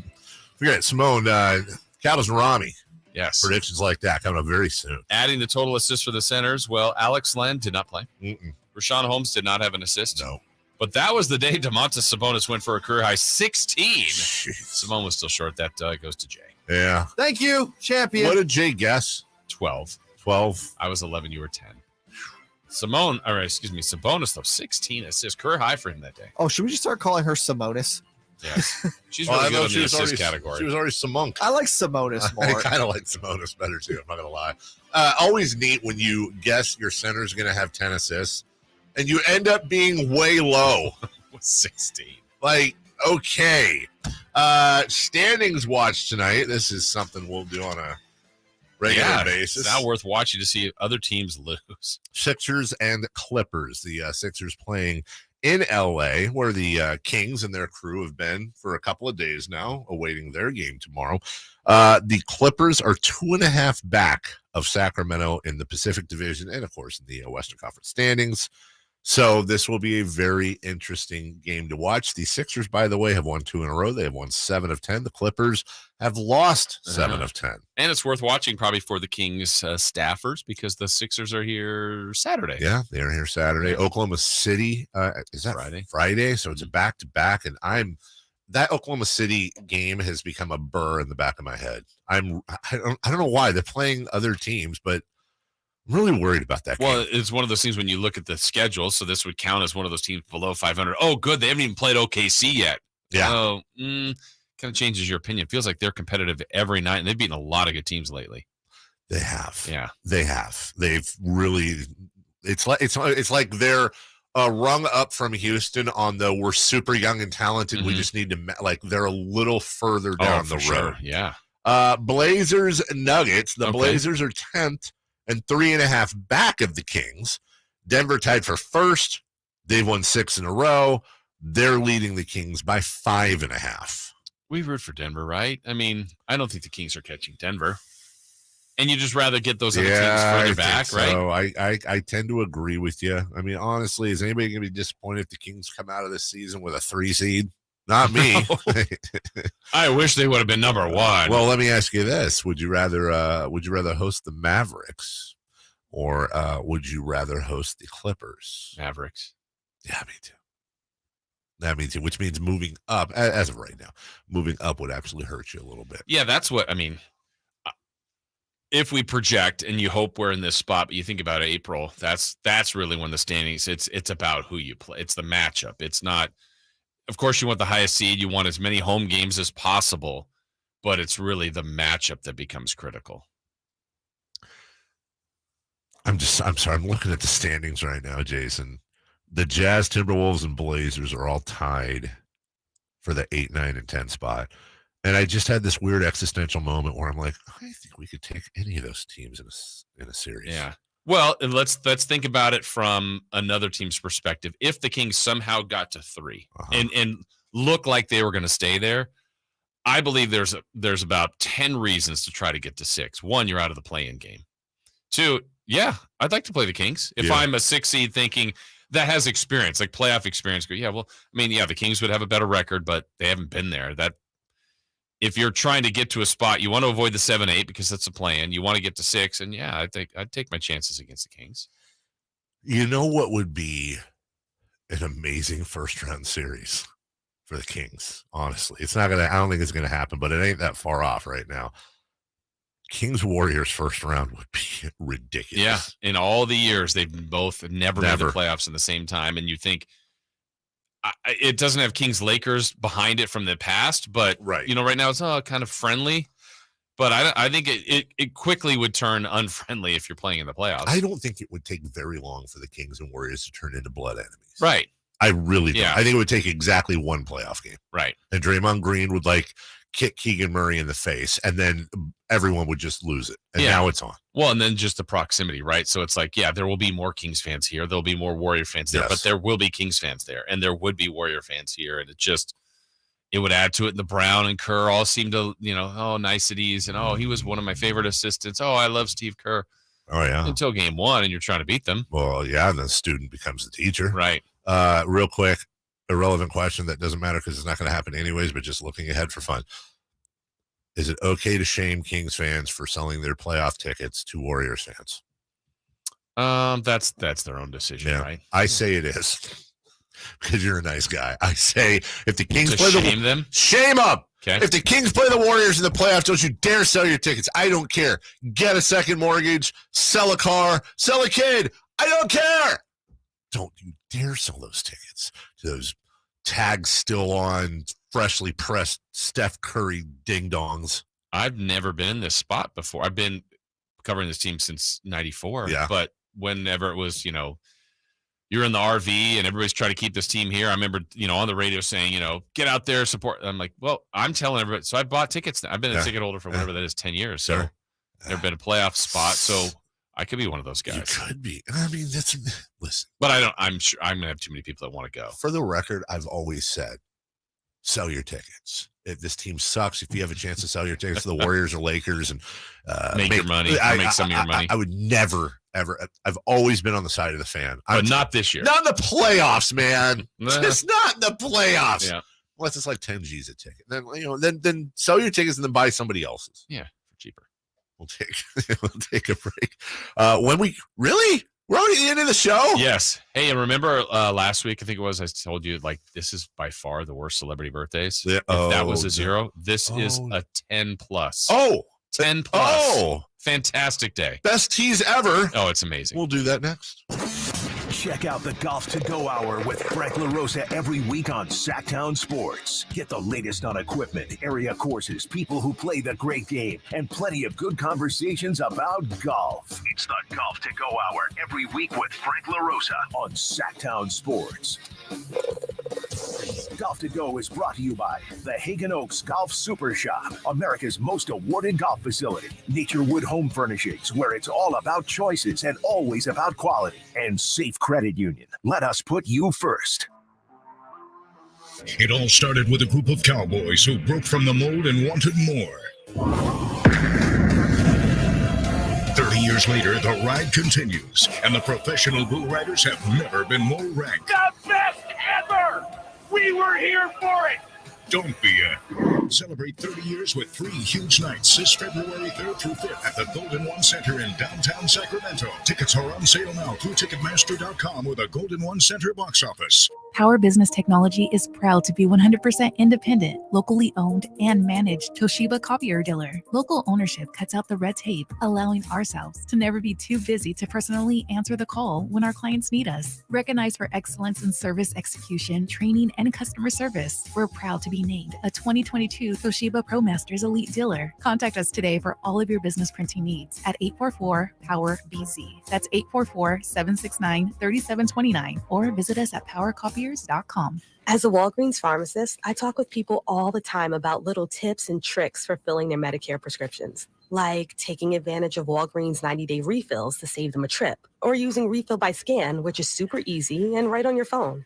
And for anybody worried about prescription costs, I say, hey, we got you with low-cost copays on many medications. Let's talk about making things easier. Walgreens is here. Fill your way and save at walgreens.com/Medicare. See pharmacists for restrictions and exclusions. What's for dinner? Burgers? After last week, no thanks. Avoiding foods due to fear of diarrhea, gas, bloating, stomach pain, or loose, oily stools? It may not be just stomach issues. It could be EPI, or exocrine pancreatic insufficiency. EPI can cause uncomfortable symptoms because it's a condition where the pancreas doesn't release enough digestive enzymes to break down food. But EPI can be managed. Use the symptom checker on identifyepi.com and talk to your doctor about your symptoms. That's identifyepi.com. Sponsored by AbbVie. I'm in the great outdoors doing a little Dodge watching with Vince Bloom, the big guy at Lasher's Elk Grove Dodge. Would you look at that? You know, those are some pretty high-powered binoculars you got there, Vince. Yeah, I use them to spot all the Lasher license plates out there. Well, there's bound to be a lot because, you are the big guy after all, and the big guy's known for making great deals on new Ram 1500 Bighorns and Longhorns, Tradesmen and Laramies, crew cabs and quad cabs, 4x4s and 4x2s. I know. Hold on. I see another one. Another what? Looked like it might have been a new Dodge Challenger. I think so. Or a new Dodge Charger. Elk Grove Dodge sells a ton of those, And new Durangos, Chrysler Pacificas, Jeep Cherokees, and the new Grand Cherokee, Jeep Compass, Gladiators, and Wranglers, and the all-new Wagoneer. I've heard Elk Grove Dodge has great deals on those, too. Oh, he's taking off. Oh, I'm sorry. You lose him? Oh, no. Just another happy customer migrating back to Elk Grove Dodge. No surprise there, because for over 40 years, the name Lasher means a great deal. Only at Lasher's Elk Grove Dodge and the Elk Grove Auto Mall and online at elkgrovedodge.com. Hi, guys. It's Mark with Coastside Medical Clinic. Are you struggling with ED and sick of the pills? Well, we have a major medical advancement that has helped thousands of men. Our WAVE technology is backed by 60 clinical studies, including from Cambridge University. It's been shown to increase blood flow by repairing blood vessels. No pills and no side effects. If you're ready to put a stop to your ED, call us now. And not only will the assessment and blood flow ultrasound be free, but we'll also include something unique that produces powerful results. You're going to love that one, guys. Trust me. This unprecedented offer is worth $600, but it's free to those who call in the next 2 minutes. Call 916-603-2000. That's 916-603-2000. Guys, put a stop to your ED and get your life back. Call Coastside Medical Clinic now to qualify. 916-603-2000. That's 916-603-2000. What's hot and what's not. Brought to you by American Energy Heat and Air, making the uncomfortable comfortable. Head to AmericanEnergyAir.com to find out more. What's hot? Yeah, hot. Yeah. Real hot. And what's not? It's not good. Brought to you by American Energy Air and Solar, Sacramento's complete heating and cooling company, and second opinion partner. We got a hottie. Oh, do we? His name? LeBron James. LeBron James. LeBron now has a 40-point game against every NBA franchise except the Kings. No. The Clippers. Very good. Oh, really? Yeah. Is that right? Yep. Clippers are the only team LeBron has not put a 40-piece on.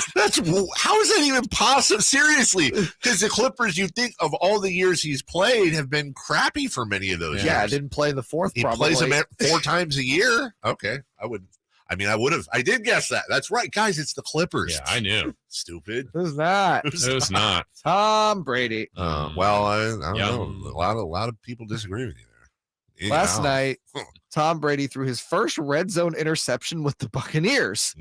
He had 86 touchdowns and 0 INTs on those throws entering the night. Okay, so can I say something? And this isn't a shot at you. It but sure is.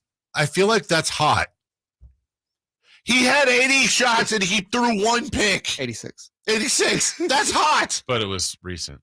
Yeah. When he's going the last one. Yeah. And I think it was 2 plays after the TV graphic showed up. Like, he has not thrown a red zone interception. And I'm like, uh-oh. And then, boop. So blame ESPN. Yeah. Yes. They jinxed him. All right, we got a lot of birthdays to get to. Let's get to the rest of it right now. It's time for the news of the day. The latest headlines, the biggest stories, hard-hitting analysis. Yeah, this is none of those things. And now, here's Carmichael Dave and Jason Ross. All right, real quick. Jay worked very hard clipping up all this J.J. Redick stuff, amongst other things. Oh, yeah. And we'll get to a lot of that tomorrow as well. We still have some stuff left. But there was one thing he said that he said about Domantas Sabonis that made my ears ring. You'll know why. Dude, I said this. The way he plays, there's not really anyone else. This is not a like... disrespect to Sabonis, but it is Jokic light. That's our bit. Diet Jokic. Give us credit, JJ. John Jacob. Yeah, that's what I'm thinking. Today's National Hot Buttered Rum Day. All right. When was the last time you had hot buttered rum? Yesterday. 1980, never. Never had it. Today's International Mentoring Day. Anyone mentor anyone? Not internationally. I know you need one, but international mentor? No, you just need a mentor in general. Oh, sure. Yeah, good one. But any, mentored butter run once. Yeah, I did too. It's kind of weird. And National Classy Day. San Diego. I'm also known as Jason Ross Day in certain parts. Classy. Yeah, stay classy. We celebrate those who are graced with the ability to live their lives with class, passion, and are driven to share it with others. It sounds a lot like us. Birthdays. Oh wow, we're going right. I guess I did lead in with a big birthday. Yeah, I got more, but not this good. This January 17th is a day, guys. Here we go. Sure we're gonna just start slowly here and wish a happy birthday to Jake Paul. Chris's son. Yes. And State Cliff's Farm guy. nephew. Jake Paul is, I don't care. He is 28. An old 32. 26. God, he's only 20. All right, we're going to give you back-to-back. They're no longer with us, but they're very high-profile. What would Betty White have turned today? Betty White would have been 95. 101. Correct. Jay Mars. Oh, that's right. She was 99 when she passed. There's a whole People magazine with 100. God, stupid. You'll get that in about 6 years. That Idiot. subscription. Right. He would have been this age today. The greatest. Muhammad Ali. Muhammad Ali would have been 91. 88. 81. Oh, wow. Oops. Boy, are we off. Yeah. I still win. Happy birthday to Fire Marshal Bill. Jim Carrey. James, possibly retiring from acting. Possibly. What was the last thing he was in? Sonic 2. Okay, like what was the last good thing he was in? Sonic 2. Yeah, like he just kind of is at the point where he picks his own movie. Like, can you just shut up and do Ace Ventura before you're too old? Ace Ventura 3? Yes. I don't think that'd go over well. That would go over like Dumb and Dumber 2 did. I say he's 62. I'll 62. say 60 even. He's 61. He is 61. He's 61. Really? He Okay. was good for 61. Happy birthday to Steve Harvey. Stephen Harvey is he is 65, actually. Doesn't look it, but he is. 68. Oh, by a nose. 66. Domination. Darn it. Happy birthday to Michelle Obama. Michelle Obama is Married to Barack, by the way. Don't know if you knew that. I can't confirm that. 53. 54. 59. Wow. Good for her. Happy birthday to Dwayne Wade. Dwayne Wade. How it's spelled. Dwayne Wade. You know what's great is now you see some people misspelling it his way. Right. Dwayne Wade is 43. 42. 41. Yeah. God, he's only 41. Happy birthday to Zoe Deschanel. Zoe Deschanel. Sounds girl. like a perfume. Yeah. Zoe Deschanel is 42. 40 flat. What? 40 flat. 43. Ha! Happy birthday. This is a good one. You were to, right. Oh, there's more. Wow. To James Earl Jones. Oh, gosh. Best known for playing the guy in Hunt for October. Actually, best known for playing Coach Kuzo in Best of the Best. Oh, wow. Sandlot. No, I was going to say, so there you go. James Earl Jones, is he 96? 91. He's in his 90s. 92. 92. Happy birthday to Lil Jon. Wow. To the window, to the wall. Yeah. Is he more like middle-aged John now? Yeah. Well, we'll see. Lil Jon's 50. I mean, not the rapper. 8. 52. He is. He's middle-aged John. Happy birthday to Kid Rock. Middle John. He's old rock now. I feel like adult rock. I feel like he's actually right around Lil Jon's age. Except I'm going to say older. I'm going to say 54. I'll say an even 51. Jay gets it. You were right. He's the exact same age. He's 52. 52? Son of a... Happy birthday to Maury Povich. Oh. Mopo. Still with us. Yes. Still married to Connie Chung, I think. I believe so. Mopo is Mopo. Is Mopo the king of You Aren't the Father? Yes. Yeah, he kind of is, right? I think aren't all the shows that? Is he still on? No, he's been off for a while. I think Okay, now. so. Glory.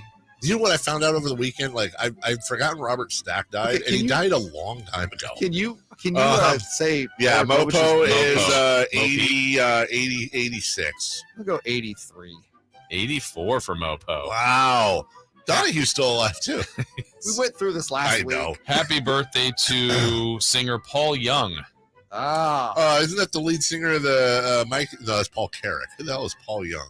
I know Paul Young. Crosby, Stills, Nash and Young. Oh, did he do Lady in Red? Yes. Okay. No. Is that... I don't know. Okay. Plenty of songs. Well, obviously, Paul Young is 76. I'm not so young. Oh, Paul is celebrating his Adult rock. 74th birthday. 67. That's closer. Another singer, Susanna Hoffs from the Bengals. Oh, God. Cincinnati Bengals. Lifetime crush on Susanna Hoffs. Close your eyes. Give me your hand, darling. Make a wish. Walk like an Egyptian. Susanna Hoffs is 55. 58. You're probably right. 64. Oh, God. Wow. Happy birthday to Dan Gilbert, Cavs owner. Dan Gilbert is too old. Dan Gilbert is 68. Dan Gilbert sucks. That's my answer. He's 59. 61. I was surprised by that. Well, young. Yeah. Jeremy Roenick.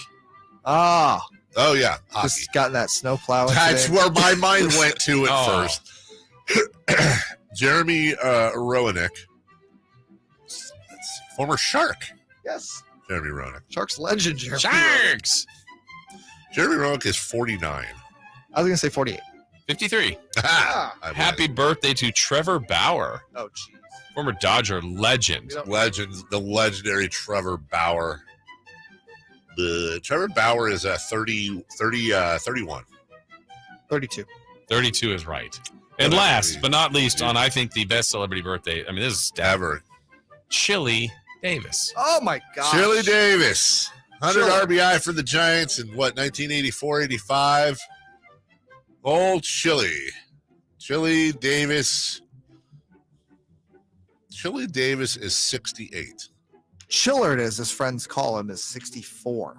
63. Wow. Really? Well done. It's actually Chilothamute. Giants fan. What is it? Chilothamute. Yes, it is. That's his full name. Yeah.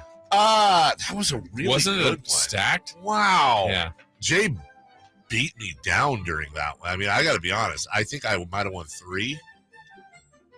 You know, Chili Davis's real name is Charles Theodore Davis. Is Charlie Davis any good at baseball? No. Chuck Davis? Chuck Davis is good. Chuck Davis might be pretty good. Chucky Davis. Yeah, better football player. Teddy Davis? No. Theodore? Alvin? Simon? All right, everybody, listen. Yeah? Listen up here. I got something to tell you. That's it for this show today. Stay tuned tomorrow when we should be visiting with both Katie Christensen and Kevin Huerter. Both should be joining us live from... Yeah. Did you guys hear what he did over the weekend? Apparently put some Instagram models on an airplane. On an airplane. It was pretty crazy. I know. Yeah. Mark Jones with the great call that most people over 45 had no idea. Most people over 40. What is an IG? What is an IG? IG? Ig. For Jason Ross, for Matt Barrows, for Sean Salisbury, for Jay Mars, I am Carmichael Dave. We'll see you tomorrow. Bye now. I said bye now. With the best in local sports. They just make it interesting, you know? It's the Carmichael Dave Show with Jason Ross On Sactown Sports. For your everyday vehicle. Right now, you can get 5 quarts with an STP oil filter for only $26.99. Do the complete job for the right price. Get the parts you need when you need them at AutoZone or AutoZone.com. Get in the zone, AutoZone. Restrictions apply. On behalf of everyone at SMUD, we thank you for your patience while our crews work around the clock to safely restore power and repair damage caused by the unprecedented string of recent storms. The extremely destructive high winds, unrelenting rain, flooding, and saturated ground resulted in extended multi-day power outages. We sincerely apologize and will continue to work 24/7 until all power is safely restored.